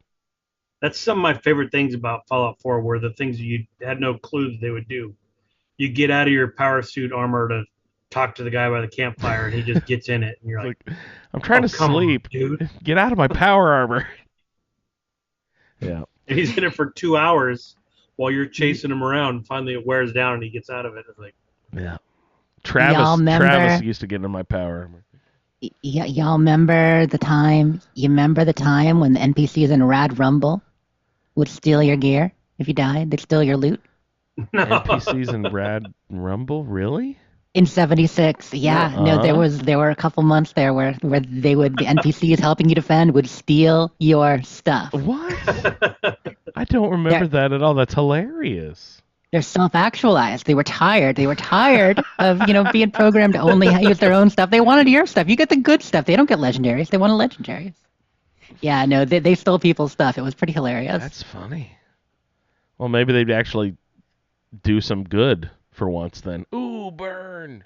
Mm. Man, I've been Alright. old Rex is kicking my ass playing New Vegas. That dog stands in every doorway. Oh, he's in my way all the time. Just I'm sure there's got to be one for New Vegas, but one of the greatest things I ever discovered in the Fallout 4 was the push mod, where you push your followers out of the doorway. You just like nudge them a little bit. My favorite one of the using of that was when I pushed Captain Corporal Lance or whatever, Kells or whatever his name is, off the off the the edge of the Brynwood. It's so beautiful. That's another So one of those beautiful. things Classic. of like, oh wow, I didn't know we could do that. Fun. All right, so let's get on with the rest of the show. Got a little bit of game time coming up here. So Bob, why don't you introduce us to what you have prepared for us? What time is it? Game time! What are we playing, Bob? all right. Well, I couldn't come up with a fancy name for it, so it's just the Fallout vehicles cars quiz. Vroom So- vroom. Vroom, vroom. Yeah. What is the company that builds all the cars in the Fallout universe? I assumed it was the Corvega. But the actual company that makes them, that's what you want probably, right? Yes. Chrysler, do you want us to buzz in or anything, or just a general quiz? Just a general quiz. I mean, All right, so How what's the reasonable. difference between Corvega and what'd you say, Chrysler? Chrysler Yeah. makes the Corvega. Yeah. Oh, Yeah, Corvega Chrysler was is the a company. model. I thought Corvega was the Yeah. company. So it's like a Chevy Corvette. It's a Chrysler Corvega. Although Corvega might have multiple types. I think they do. Yeah. they use the Corvega as their main model, and there's a coupe version and a sedan version, and there's even a station wagon version. So the Where did Corvega factory only makes Corvegas? They don't make any other car there? That's crazy. Yeah, I don't know. I guess I don't remember. It's been a while since I've been there, but I don't remember any Fusion Fleas or any of the other little. Yeah, and there are different models of Corvega. So it might be like Chrysler is the parent company, and they have because Yeah. there's some speedy Corvegas and there's some sedans, and so they have different Okay. models. So Cool. my analogy might not have been right. Well, it'd be like General Motors. Yeah, With and then Buick, Chevrolet. Buick and Yeah. Pontiac and all those. Yeah. Yeah, that makes good sense. General Motors is like Chrysler's, and Chevy is like Corvega. And Cool. the name Corvega of their most popular line of cars is a portmanteau of what American cars? Jess, the Corvette and the Chevy Vega. Yes. Nice. Funny. Their fastest car and their slowest car. I didn't know that. That's awesome. I'm glad it's not a Corvette was the Coreuga. sports car, and a Vega was the tiny little I don't economy know. I don't ever heard of a Vega. Crazy. Yeah, it was similar to like a Ford Pinto, or it was their little two-door economy car. What is the Corvega slogan seen on the billboard at the best settlement in Fallout 76, which is the Tyler County dirt track? Oh my God. The slogan on the Corvega billboard at Tyler County. Slogan. Speaking of places you can strip bare, Tyler County, one of the flattest places to build. It's fantastic. I've built tons of structures there. I have no idea what the slogan is on the back there. I could probably pull up a bunch of pictures with it included. Oh man, this is a tough one. You guys have any idea? You want to come up with something? I got nothing. idea. Something about like the open road and highways? Yeah, I don't know. Life is a race. Win. That's it. I Life could totally is a picture it. race, and I'm in it Nice. to win And- it. What is the car that is on that billboard? Oh, It's I the think It's a very specific model. It's also the one that's in what's Ward Burton's office in Nuka World. Is it the red race car looking one? Is Yeah. that like the Corvega Cherry Bomb? Cherry Bomb, exactly. Cherry Bomb, look at you. What is what is the most amazing fact of the Cherry Bomb? It was the first car to go faster than the speed of sound. Oh, that's awesome. Whoa. That's written on the billboard also. That's And what cool. is the standard price, or what is the price of a standard Corvega in 2077? Well, shit, a magazine's like $120 or something. Yeah, like $300,000 maybe. I don't know. I said 300K. Anybody else? $199,999.99. That's a steal Okay. right there. Go in there with your $200,000 bill and you come out with a penny change. That's amazing. And what is the only drivable car in the Fallout universe? That has been pictured. Oh, What do you guys Fallout want to 2. get And that? Fallout 2. Yeah. What is that car? Yeah. What is that one? It's like a blue, I'll give you a hint. It's like a convertible Cadillac thing. hearse. hearse? It's called the hearse. Oh, hearse. It's a. The Cadillac guys know? Curse would be a cool fucking car name. They should come up with a Cadillac Curse. It is the Highwayman. Highwayman, right. I've heard that before. Yeah, we haven't played it yet, but that's one of those things because it's like the only drivable car that you see. Yeah, I've definitely heard that word before, yeah. Yep.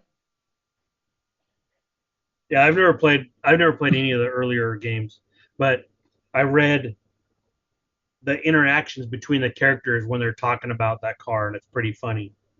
Talking about how it's nuclear engine and stuff. It seems like it'd be a fun quest to build that car in that game. Yeah, Lee mentions, Lee is in chat, and he mentions there are more drivable vehicles in Fallout Tactics as well. Not sure if Oh. they're cars or not. He didn't specify, because there are some vehicles you can drive, but yeah, one of these days, 2 in Tactics, the only ones we've neglected so far. And so, yeah, that was it. I was trying to find a fun name for it, but I couldn't come up with anything. If Great, Bob. You left out the 2 things I know the answer to. Uh-oh. The name of the motorcycle, What is? I don't know that. Wanderer. the Lone Wanderer, Oh, perfect. Oh, Yeah, that makes sense. Cool. yeah, all and those posters. the name of the pickup truck. The picker up. Yeah, I know that one. Pick her up. How about? Wait, are you done with the game, Bob? Do you not have more Yes. questions? No, that's it. That's all I got. There were none about the Fusion Flea. Okay. No, I had nothing. How about those big They have some tough semi ones in there. trucks you see all over the place that you can break into the trailers and stuff? They're in this art of Fallout 4. There is a picture of the 18-wheeler, but they don't give a name of it or any information on it other than that. Yeah. Was it a Chrysalis product? Nothing. You I don't get believe anything it was, from it. but it doesn't give you that info either. I have behind me. I have the Nuka-Cola delivery truck, and it doesn't say it's a Chrysalis project or product either. Yeah, probably But I isn't. assume it was. It's in one of the books. It says that other companies have built vehicles, but there's no reference to them in the games. It says Robco has made different vehicles, but no robot specific cars. information. Who made the Lone Wanderer? That was a Chrysalis project also. Cool. Neat. Well, thanks, Bob. That was pretty sweet. I also prepared a little game, which I thought of on the way home from work the other day, and I rushed home and put it all together, and it was brilliant when I thought of it, but it might be a little bit of a mess. So we'll see if we can get into it on this double dip edition of What time is it? Game Time. Okay, so what we're gonna play here, I have entitled Dressed for Success or Best Dress, something like that. As you know, there are some very cool outfits in Fallout 4. that have give you special abilities, boosts to your special strength, perception, endurance, charisma, intelligence, agility, and luck. And so I've picked a couple of these clothing items together, and I'm going to make outfits for you guys. What I want you to do is take these outfits, and you have to take the perk that they give you. I've only chosen ones that give you only one. There's not going to be a clothing item that gives you more than one kind of perk. So I will give you an outfit, and I want you to, using the letters S, P, E, C, I, A, and L, take these clothing items and spell the word that I'm trying to get you to guess. So, if I were to say Ray, and I've prepared these for each of you, we'll just go around robin. Ray. And you might want to write some of these down if you have that, if you need to. Good call. The guys got me talking about Street Fighter in chat, so I got a little distracted. But let's go. I'm ready. Street Fighter. Okay. Clothes and their special abilities they provide. Ray, if you were going to wear eyeglasses, a lab coat, and the sea captain's hat. Pie. Very good, Ray. And if you guys need them, I have also prepared a clue for each of these as well. The clue for Ray was the clue for Pie was Ray always puts on his eyeglasses, lab coat, and sea captain's hat when going down to the Drumlin Diner for a cup of joe and a slice of Pie. Got it. And it's because the first letter of what they boost. Damn, this is clever, Andrew. Perception, intelligence, and endurance. I'm glad I didn't go first because I was clueless. But I get Jess, you are up next. Uh-oh. If you were to put on your fashionable glasses, your Institute jumper, the silver shroud hat, and the Grognak costume. Fashionable glasses, Institute jumper, silver shroud hat, and the Grognak costume. Do you know what that word is? Caps. It is caps. Jess dresses up for a night out on the town in her fashionable glasses, Institute jumper, silver shroud hat, and the Grognak costume, and her pockets are flush with caps. Good clue. All right, Bob. I only knew the CPS for sure, but I figured it wasn't like Kips. So It's probably not Kips. All right, Bob. Here's you. All right, here we go. All right. You're going to wear the wild man rags, the military fatigues, the gray knit cap, and the postman's hat on top. The wild man rags, the military fatigues, the gray knit cap, and the postman's hat. Do you have any guess? Not yet. I need the clue. All right. Bob scrambles into his wildman rags, the military fatigues, gray knit cap with the postman's hat on top, to rush down to Fallon's basement for their big back-to-school Sale. S-A-L-E. Strength, agility, luck, and endurance. Very good, Bob. that's a tough I one. had S and L on that one. But Very good. You guys are getting this. Ray, we're back to you, sir. If you have the Grognak costume, the hunter's long coat, the military fatigues, fashionable glasses, and the sea captain's hat. Grognak costume, hunter's long coat, military fatigues, fashionable glasses, and the sea captain's hat. Would you like the clue? Yes. Ray has the superstitious habit of donning his grogneck costume, the hunter's long coat, military fatigues, fashionable glasses, and the sea captain's hat before his shuttle blasts off into outer Space. SPACE, strength, perception, agility, charisma, and endurance. Very good. Nice outfit, Ray. Nice outfit. That looks silly. That's not going to provide you any sort of protection in outer space either. Jess, we're back to you. The child of Adam rags, Maxon's battle coat, the Inquisitor's cowl, and the fashionable glasses.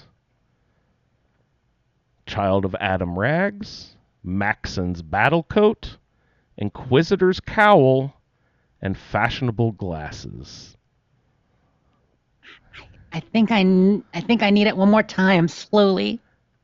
The child of Adam rags, God, why am I clueless? I mean, it might be endurance. I'm gonna go with endurance.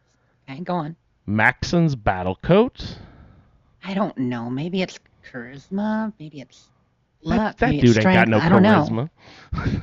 I mean, have you seen that haircut? It's pretty, and that coat. That coat alone. That like coat- without the coat, he has no the coat's charisma. got but charisma. You're right. So Maxon's battle coat, then the Inquisitor's cowl, and then the fashionable glasses. Okay, yeah. Oh wait. Would you like the Wait. clue? Is he epic? Oh, he is so epic. Jess is wearing the child of Adam rags, the Maxon's battle coat, the Inquisitor's cowl, and the fashionable glasses to the party to end all parties, which will be totally epic. Epic. EPIC. All right, we're back to you, Bob. If you were to wear the Adam Cat's jacket and jeans, the Institute jumper, and welding goggles. The Adam Cat's jacket and jeans, which is one item. The Institute jumper, and welding goggles. I'll need the clue. Festive Bob wears an Adam Cat's jacket and jeans with the Institute jumper and fogged up welding goggles as he stands impatiently in line to sit on Santa's Lap. LAP. Luck, agility, and perception. Very good. All right, back to you, Ray. With just one more round here, guys. Ray, if you were to wear the Ushanka hat, a bathrobe, the bottle and cappy jacket and jeans. So 3 items: the Ushanka hat, the bathrobe, and the bottle and cappy jacket and jeans. I'm going to go with ice. Ice, that is correct. Ray prepares for winter in his Ushanka hat and bathrobe over the bottle and cappy jacket and jeans before heading outside to shovel all the snow and ICE. Very good. All right, Jess, your last one here. Yes. If you were to wear the Institute jumper, eyeglasses, the postman hat, and the wildman rags. Institute jumper, eyeglasses, postman hat, and wildman rags. I'm trying to remember what the Wildman rags were. We already had that one We had too. that one too. Mm-hmm. And I feel like It's because there's a very limited number of articles of clothing that will boost your... and I yet almost you said can it. put them together. Is it apps? Is it apps? So close. Here, I'll give you the I clue. wanted to say APA, but let's go on. Okay. I'll give you the clue. Okay. As head of the bioscience division, Jess's work outfits consist of her Institute jumper, eyeglasses, postman's hat, and wildman rags, so she can interact and study the synthetic gorillas because her field of expertise with the great Apes. apes. Apes. APES. The apes. That's fantastic. I was close with apps. I think I might be hungry. I don't know. Nice. All right, Bob. Here we are, sir. This is a long one. You might want to jot this down. I'm jotting down, but I'm still lost. All right. The Wild Man rags, the welding goggles, the postman hat, the covert sweater vest, the lab coat, the institute jumper, and the gray knit cap. Now I'll read all this slowly again. Yeah. We have the Wild Man rags, which are, that's our buddy up in Nuka World, right? The Tarzan guy. What was his name? No. What was the name? I don't remember that guy's name. Anka or Is it Seiko? Seiko? Oh my gosh, is it Chico? That guy's Seiko? Cheeto. Cheeto. Thank Cheeto. Good job, Ray. Yes. Okay. So we got Cheetos rags. So the Wild Man rags, the welding goggles, the postman hat, the covert sweater vest, a lab coat, an institute jumper, and the gray knit cap. Oh, this is a good one. This is a good one. It's a Is it long special? one. It is special, Bob. Nice. You won the Wasn't that championship. That's Yeah. amazing. On his I birthday. only had 2 or 3 of them, and I was like, all right, that's a lot of them. Okay, well, they're in the right spot. I was You got it. You got it. I was like, Very good. Very I good. barely had anything there. You nailed it, man. Good job. On his Andrew, birthday. this may be What? the greatest game you've ever made. Oh, you like that? Yeah, this was good. This was That good. is I mean, I don't so think well we can necessarily repeat it because I don't know how many you can do, but this was great.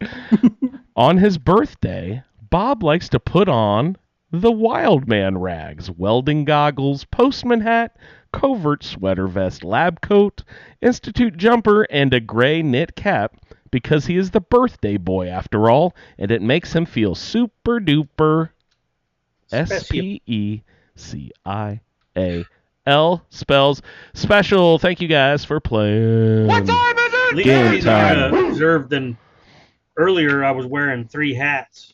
Yeah, sometimes you got to wear multiple hats, and there's only Yeah. 2 outfits in the whole damn game that boost strength, as far as I could tell. I was like, certainly there's got to be something that boosts strength. And I was like, oh yeah, Grognak does, and I was looking for other stuff, and the only other thing I could find was that Wild Man thing. What can you guys think of any other thing that boosts strength that's not like a drug or like you can? I mean, the Grognak stuff, some of the military stuff, right? I don't know. And see, the part of it was it can only be one. Like I didn't include anything that had multiple, like had a P and an E together. You know what I mean? So I had to choose only those individual. So maybe there is something that has strength and something else. But anyway, thanks for playing, guys. That was a fun game. All right, let's roll right into the iguana bits. Jessica, to the office, please. Jessica, to the office. Your iguana bits are ready. Please come pick them up. Why, thank you, Jess. Okay, well, guess what? We don't have a lot of bits, but man, these are luscious. These are plump. These are moist. Juicy. Let's go. They squish. So, we got a very exciting drop a couple days ago. It was a poster. Did y'all see this poster? I don't know. What is it? Fallout TV show season 2 poster. First look. Ooh. We get our kids. We get Lucy, we get the Ghoul, and we get Maximus. And don't forget CX. Is it CX404? I'm suddenly forgetting. I think so. Anyway, we get the dog, and they're all walking in the desert in front of the "Welcome to New Vegas" sign. Beautiful, beautiful. It looks so good. The sign is amazing. If it's a real prop, it looks almost exactly like the one in game. Minus, and shout out to Mantis for mentioning this because he was the one who caught it that I saw. The smiley face is is missing in the O, but otherwise it's like almost spot on. Slightly different angle with letters, but like perfect. So yeah, beautiful, beautiful poster. You guys did see that, right? Or no? No, I have not seen the poster yet. No. Oh well, you will because we'll drop it in chat and stuff in a little bit. But yeah, so That came out along with the announcement that Fallout TV series season 2 is going to show up at Gamescom 2025. So I've been talking about Gamescom coming up being the next big show and all that. Opening night live is the first night of Gamescom, and I believe it's going to be on Tuesday, the 19th, Tuesday the 19th, around 2 p.m. Eastern, because they do Gamescom in Germany, as you know, so it's going to be later there. It's a nighttime show there, but for us, it's during late afternoon. And they'll be showing a bunch of games. Jeff Keighley hosted all that, but they're also going to show the first trailer for season 2 of the Fallout show. So tune in or watch your socials when you get to work, because I can't wait. Nice. And didn't it say that the show is going to be in December? Yes. Yeah, the show has been announced as coming in December. Yep, they told us that a little while ago. We still don't have a date, but I think it's very likely we'll get a date along with the trailer, right? I mean, come on, they've got to. Oh, maybe not, but I expect they'll have a date. But even so, we'll get a good look at it, and it's going to be December. I would imagine the first week or so, right, for a Prime show. Can't wait. But it's really cool. Yeah, there we go. Lee dropped it in chat for us. Look at that sign. It's got the pole behind it and everything, and then in the distance you can of course see the New Vegas skyline with a bunch of buildings. A better look at it than we got at initially the end of first season. So that's exciting. And next week we'll have a lot more info on it than I have right now. we can break that trailer down. Season 3's been greenlit already. Hasn't it though?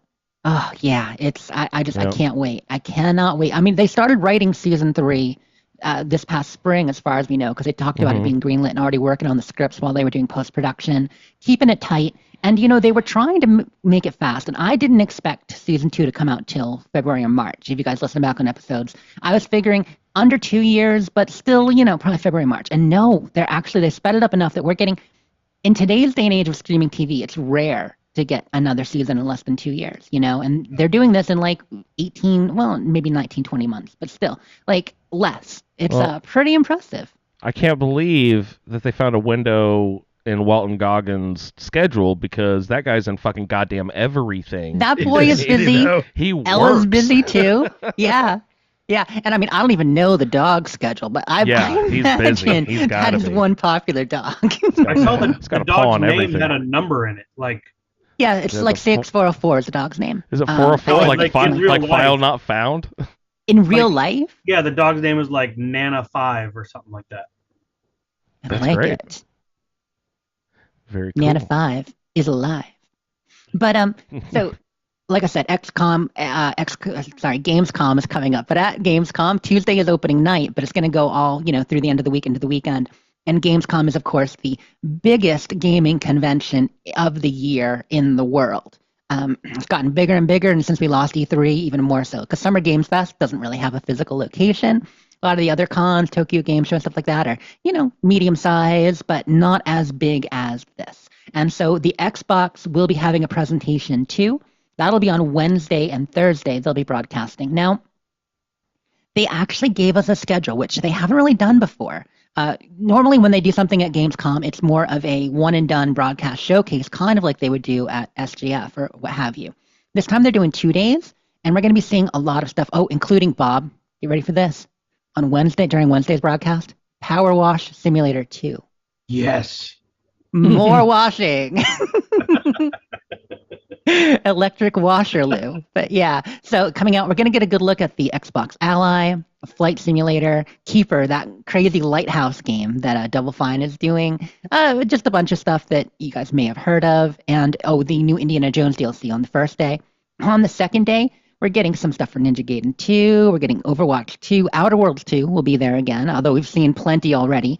Final Fantasy Tactics, which, by the way, I didn't mention this, but we're getting a lot of good JRPGs this fall. I don't play that many these days, but with Dragon Quest 1 and 2 HD coming out, with Final Fantasy Tactics, Ivalice Chronicles coming out, and Octopath Traveler 2, Zero, I think, is coming. I mean, there's a lot of good games to try, and more. So I'll probably play some JRPGs this winter. But those are the announced ones. There's a lot more on the list, but those are a few I wanted to shout out. However, there may be some unannounced stuff, but we are thinking more and more that we're not going to see anything for Starfield at this. The rumors are they're pushing it off still, that we're not getting next expansion or PlayStation port over till next year, probably, early spring, late winter, maybe. So those are the rumors. We also don't think we'll be getting anything on the 76 update and expansion. So we know that after the camp building expansion, which is rolling out soon, I'm super excited. That's going to be next update. They are doing the biggest expansion in history, at least since Wastelanders, maybe more. I mean, when it was mentioned, they said the biggest expansion ever to Fallout 76. So I assume it's going to be at least as big as Wastelanders, at least equal to or bigger. So yeah, we're probably not going to get that though. So don't expect any Fallout or Elder Scrolls news at this, or Starfield news. Like maybe Bethesda Game Studio stuff right out, but who knows? Maybe they'll sneak something in and surprise us. I want into those buildings at the White Spring. Some of those suites. Oh, with the hand Yeah. access things? Yeah. We don't need They're bigger primed. worlds. Just open up the buildings that are in the worlds. We can't even get into the theater anymore, Bob. I miss that place. It was a fun place to put on a performance. I mean, for girls in theater companies and stuff like that. Speaking of theater companies, hey, guess what, you guys? We just made the Wasteland Theater Company a website. I know that's not that exciting, but wastelandtheater.com, like how the .co is wastelandtheater.com, so it's like Wasteland Theater Co. altogether. Wastelandtheater.com is now a website where you can link to our shows, some of the articles about us, our cast list, people who played and all that. Just kind of, kicking it up a notch for people who are kind of searching and want to know more. Very nice. That's cool. On top of that, North actually even added a bit of a blog with some of the stuff he's written up on it. Northern Harvest is our artistic director and founder. And so, yeah, we're going strong. But I think North thought it was a good time to finally launch a site after we had some of the recent push by Fallout on some of the socials last week for Macbeth. So thank you guys for watching. I know a lot of you watched Macbeth when it first came out, but I know a bunch more stopped by to watch Macbeth again after it was mentioned on Facebook and Threads and all those places. So thanks. Absolutely. Oh, here's a big one. Speaking of updates, let's go. They are going to do an AMA, an Ask Me Anything, in the Bethesda Discord again. So they do this before major updates pretty regularly lately. It's been part of the ongoing, effort to communicate more and answer questions, because there are always more. And Bill and John have been really good at putting out dev videos with some questions and stuff. But these AMAs, I think have been 3 or 4 updates now they've done them. So there's going to be an AMA coming up again in the Bethesda Discord. And I'm just pulling up the announcement on that. I believe it's going to be the 22nd. Yeah, so here we go. It's on Friday, the 22nd. They're going to do a dev AMA about focused on camp building, including the relaxed build rules and the workshop UI rework. If you want to ask any questions, they've set up a special channel on the Bethesda Discord called, get this is exciting, you'll never believe it, Camp Development Questions. So jump in there and ask them. Right now we have questions, we have questions such as, are there going to be any creature taming improvements? That's not part of the camp building thing, but hey, they asked, and that's a good question. Will camp gaps, shifting foundation bugs be fixed this update? Yeah, most likely you're going to be able to, intersect and overlap. Let's see, rooftop gardens. Oh, someone wants to put trees and shrubs on their little hobbit hole camp, apparently. Oh. So, stuff like that. There are definitely some of the AMA questions are not just about the camp update, because I'm seeing things like, why the shifting community roadmap releases. They're wondering why we don't have why they did this thing with, instead of doing 3-4 months at a time, they gave us 2 months, then 1 month. And that's because they're hiding super secret stuff. They're still planning. They're planning what they're going to tell us about September and October. They're working on the fly. Someone else asking, and I can't believe they asked this, how do floating camps fit in the lore? Are they kept in the air by a jet like Mr. Handy? Okay, well, there's a valuable, real question. How does the atomic shop fit into lore? Yeah. Oh my gosh. Oh, don't even that controversy. You remember the 2 weeks we had the atomic shop cutouts in the game? Yes. I love those. They were so good. They're so good. Yeah. So wow, there are a good 20 questions, at least 20 plus questions already. So if you have a burning question that doesn't need a cream or anything like that, just jump in there and ask your burning question, and maybe you'll get it answered. Needs a cream? I don't know. Sav. I'm winging it tonight. Got any we ungans out there? I also want to, in the world of iguana bits, I want to say we get the new community spotlight out on our buddy Tonic. I'm sure most of you know Tonic. He's done a few official videos explaining new and upcoming things in the game, and he does regular Tonic Shop videos and such on YouTube. That's Tonic, T0NIK. But it looks like Tonic, but ends with a K. Great YouTuber, good guy, and they did a little community spotlight on him. So shout out to Tonic. And the last thing on the bits is something you added, Andrew. Oh, is this the jackalopes thing? Indeed.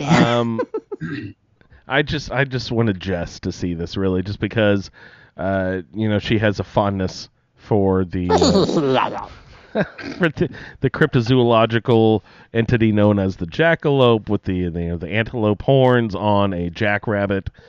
But anyway, there was in real life in Colorado right now. There's some virus going around. I think it's a papilloma virus for rabbits that can't be transferred to humans or pets. So don't worry, it's only for rabbits. But it evidently around causes the Colorado area, right? Yeah, it causes like a chitinous tough skin to form, and then it grows out, so it actually looks like tentacles or horns, and almost like Cthulhu style. They're Cthulhu lopes. They are. They're not jackalopes. They're Cthulhu lopes.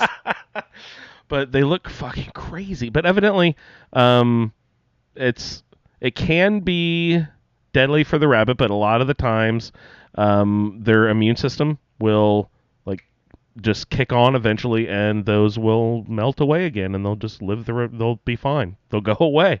So it's not life threatening or anything. Yeah, but it's horrifying looking. But I did see an article on it and a couple posts on it, and I was worried, oh my gosh, this must be deadly. How can they eat and stuff like that? But it seems like most of them do survive. Yeah. That they can drop off and break off over time. Yeah. And they're showing that ones that they saw last year survived the winter and are still out there going. So good puppies. And I saw another article that was commenting this is likely the origin of the original myth of the jackalope. Was someone probably saw a rabbit that had this papilloma virus 100 years ago or whatever, and then it's got the horns. So I just thought that was a kind of a fun round back way to say, oh look, Jess, jackalope news. But I thought that was funny. So I hope those bunnies are A-okay, because we need the rabbits. They're a very vital part of our natural food chain. But I'm not eating them. All right. No. What else we got? We got more news. That pretty much wraps it up for the bits. I'm just checking. No, we went over the mini season earlier during my gameplay. And we talked a little bit about the Gamescom coming up, and but I bet we'll have some fun news next week. All right, sounds good. Yeah, all the big events and stuff. If there are any. Yeah, so what's the next remakester? Fallout 3, you think? Yeah, most likely Fallout 3 remakester. Yeah. Right? And secret Fallout projects, multiple Fallout games in development. Hush, we don't even know. Fallout 5 and yep. Yeah, I'm just, Fallout New Vegas they keep 2, teasing us. Skyrim 2, all of those. But we're not learning about any of that anytime soon, But right now, the big things, big chances we might get to learn about that coming up. Obviously, the 76th season we'll learn about at some point. Not the next one, but the one after with the big expansion.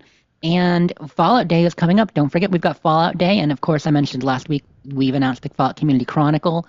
So there should be some fun stuff around Fallout Day too. Bethesda will have a presentation again on that day, surrounded by community content. So who knows what they'll share? I was kind of impressed when I watched that video of the cast of the show answering questions about lore, or the most asked questions on Google about the show. I was actually kind of impressed the stuff that they knew. I was gonna assume that the actors, just kind of played their role and didn't really. That was a fun video into shared, stuff. yeah. But I think Lucy even like played the Ella- games and stuff. Ella definitely went back and played. It's funny because, Yeah. sometimes when doing these roles, they tell the actors, we don't want you to be too like prejudiced about like it's great when an actor knows a role, but they also don't want them to have too many preconceptions Yeah, don't do an outside of what impression they of something, know in the right. character. Right. But Ella had to go and play the game, so she was glad she did. We know Cooper didn't, which is kind of funny given how much this character, his ghoul channeled Hancock and stuff in a lot of ways. But yeah, and I don't know about Max, but they did great on that video that you shared, answering some Fallout lore. Yeah, he was like, what years did the bomb drop? I was like, I had to think, was it 2078? And they all three of them were like 2077, like immediately. I was like, oh gosh, they actually know this shit. So, and I don't know, is that right? Is 2077 right? Yes, of course, 2077. Yes, October 23rd. Yeah, Yes. October 23rd. I knew that, but I'm always confused on that date for some reason because it's always like, is it 210 years? 200 and how many? Well, there's always so Depends much. on the game. Yeah, Yeah. exactly. All right. Yeah, So that's our news there. I did have a couple of shots on our way out the door here, but Bob, it looks like you had a comment about maybe Silo or something. You watching Silo? Yeah, I watched it when it first came out, and then the second season was not that long ago. There's just I think there's a lot of neat stuff with TV shows lately that.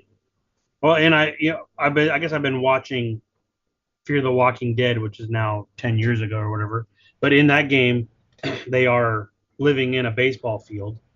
Or sorry, in that show, they're living in a baseball field. Fear the Walking Dead. You said that's the Walking Dead spinoff, of course. Yeah, it was a spinoff that started halfway through that the main spinoff show. is already 10 years old. Good lord. I don't know. You know what? I watched the first couple episodes when it came out, and I thought this is annoying. It just did. I didn't like it. When Original Walking Dead. I like the comics. I didn't watch the show a lot, but it was wicked popular. Wow, you read the comics? The original show was good until they got to episodes like 5 or 6, or seasons 5 or 6, and then it got kind of monotonous. And they started.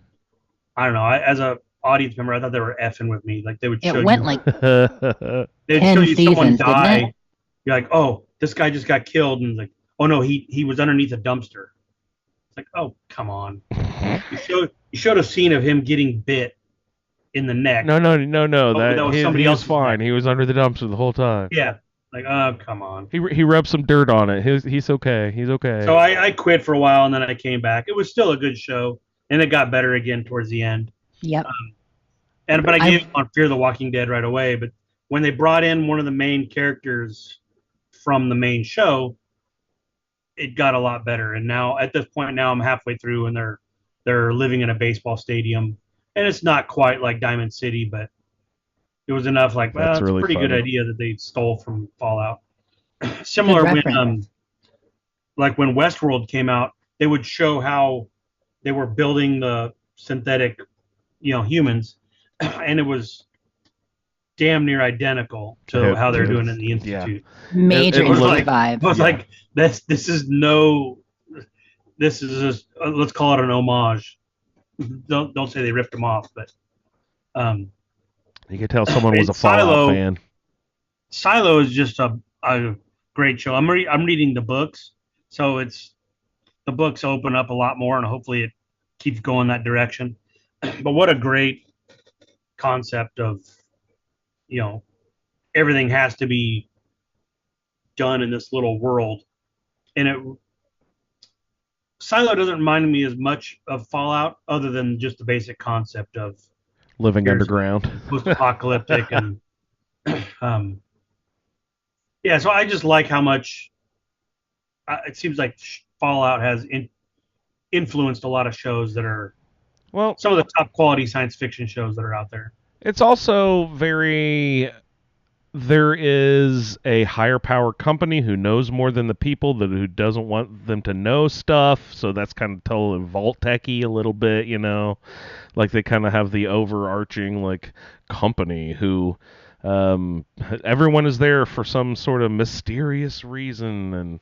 And I fucking loved the first season of Silo, just like the really cool feeling of everything. I loved the the literal hierarchy of the uppers versus the people down below, the dirty, like, oh, we're down here in mechanical, we roll up our sleeves and get shit done, versus like the upper ups who would sit there and drink champagne flutes with their pinkies up and all that sort of stuff. It's really cool societal, commentary, and it has a lot of like those really fun sci-fi themes that we all like from Fallout, and just so like the mysterious they have some sort of tapes, Bob, that look exactly like holotapes to me. You know what I mean? Like they found those like these tapes, this old data that they found at some point, and they busted those out. And I'm like, oh man, you can play Grognak on that thing. Sweet. Yeah. So it's, if you guys haven't watched that show, I highly recommend it. And the second season's really good too. I'm not sure when the third season is going to come out. It'll probably be another 2 years, like you're saying. Yeah, streaming services don't rush. Nope. That's why I was mentioning, Fallout being a little quicker than average. But hopefully 2 years or less for most shows. The odd one is 3 years, and that's just too much. I think. Let's see. I'm gonna look it up real quick. You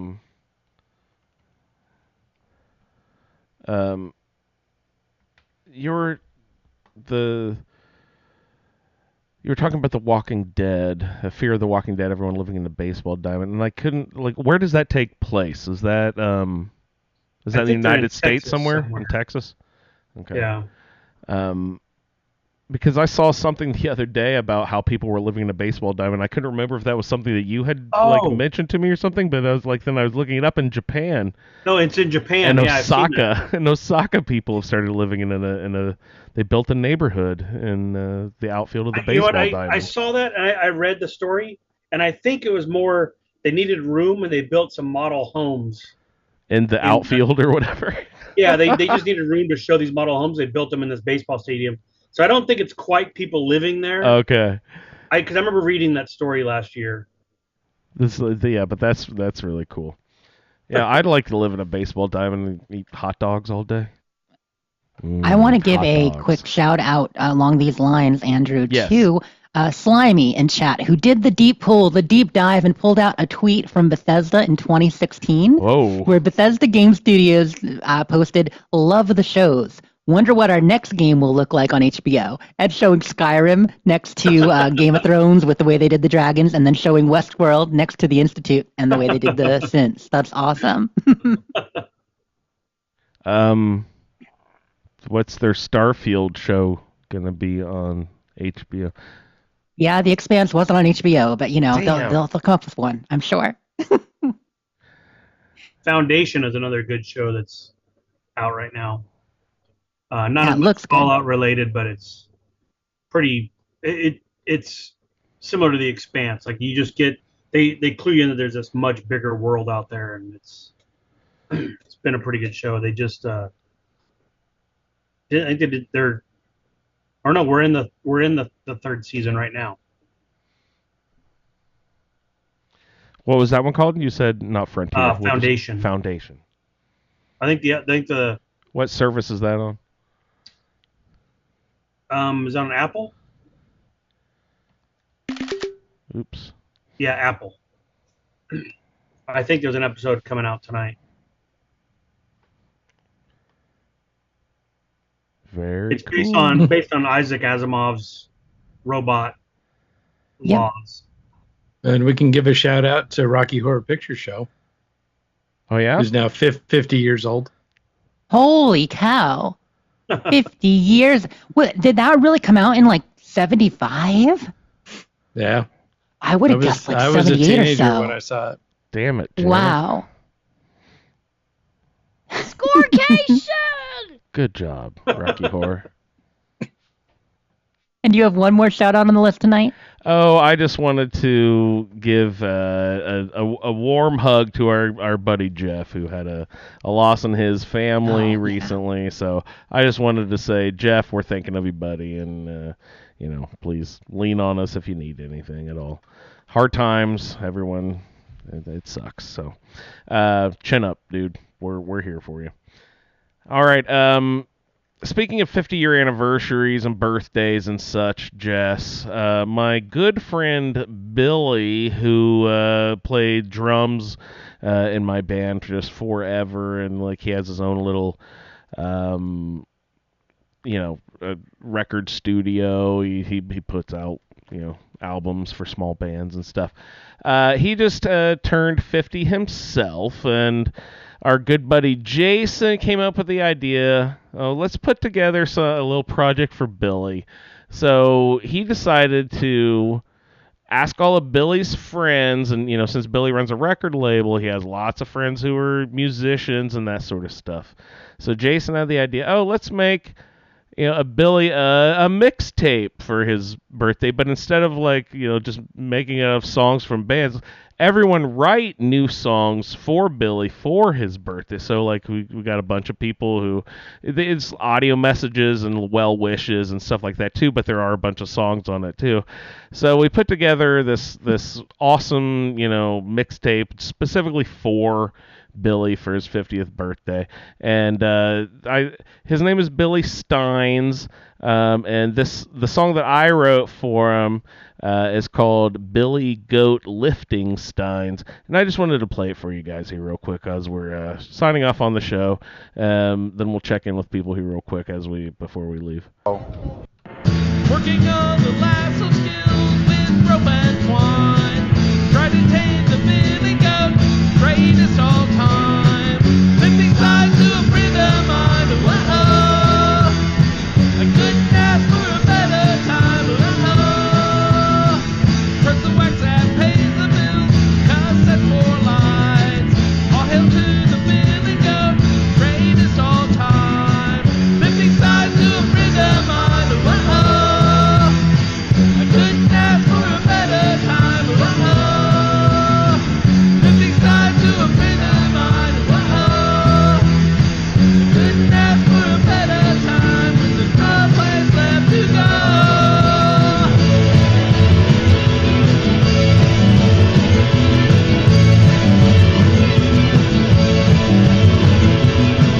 Lifting side to a friend of mine.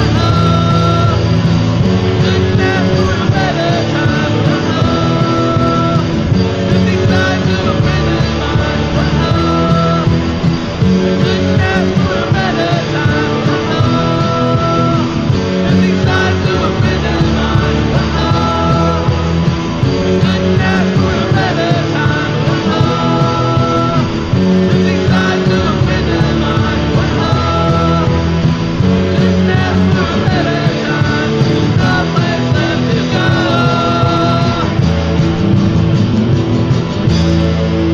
All right, happy 50th birthday to my good buddy Billy.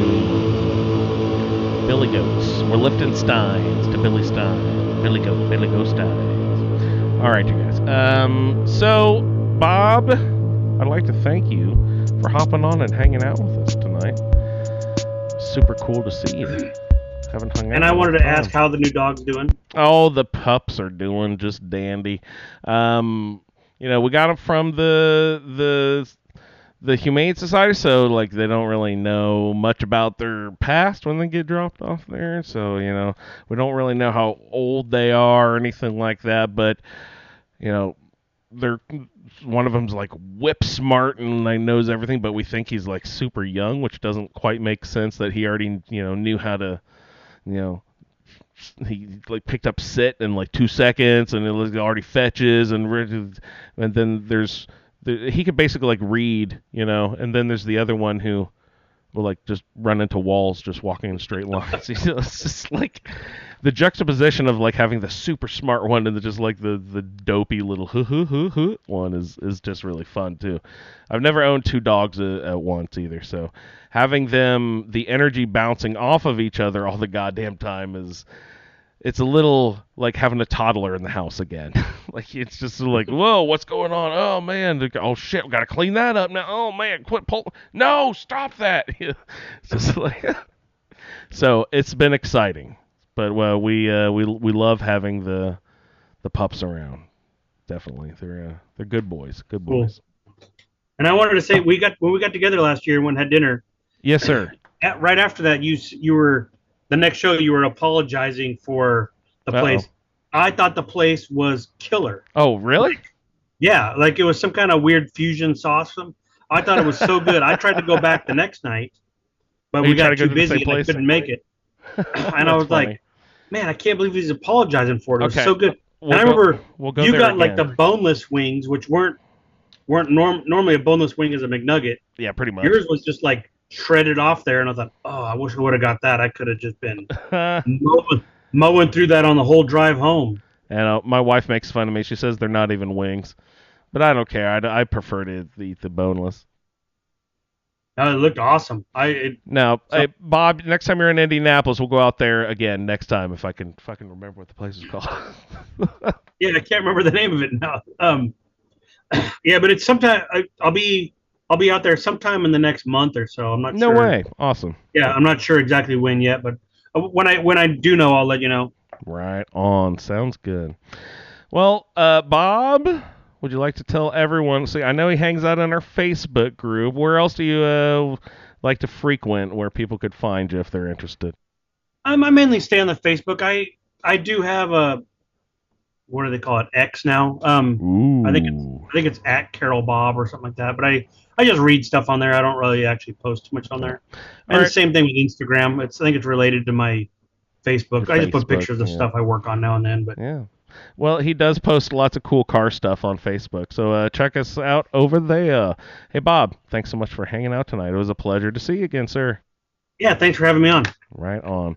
You can find Ray at RayLB, also his at BBCISSS show, or the Butcher Baker Candlemaker in Space for all of your No Man's Sky needs. Ray, thanks so much for hopping on. Good times. Jess can be found at Sleep is 40 for all of her many projects. And also, Ray and Jess love to hang out over there in our Discord group. So everyone hang out or head on over there, sign up, hang out with our group, interact with everybody. I am generally over there on the Facebook group, and the show can be found at the Fallout Feed. I'd like to thank everyone for downloading this edition of the Fallout Feed, and we will see you in the Wasteland. Thank you for downloading this episode of the Fallout Feed Roundtable. If you are interested in doing a play-along character with us, the show can be contacted by emailing falloutroundtable@gmail.com. For the Roundtable schedule, our Amazon link, and all other show information, please head on over to asapodcasting.com. where you will find the Fallout Feed, a Skyrimatic podcast, our YouTube channel, the Chatterbox, as well as other content. Once again, thank you for downloading, and we'll see you in the Wasteland. I just don't like it. Clang, clang, ka-ching. Meow, meow, meow, meow, meow. Meow, meow, meow, meow.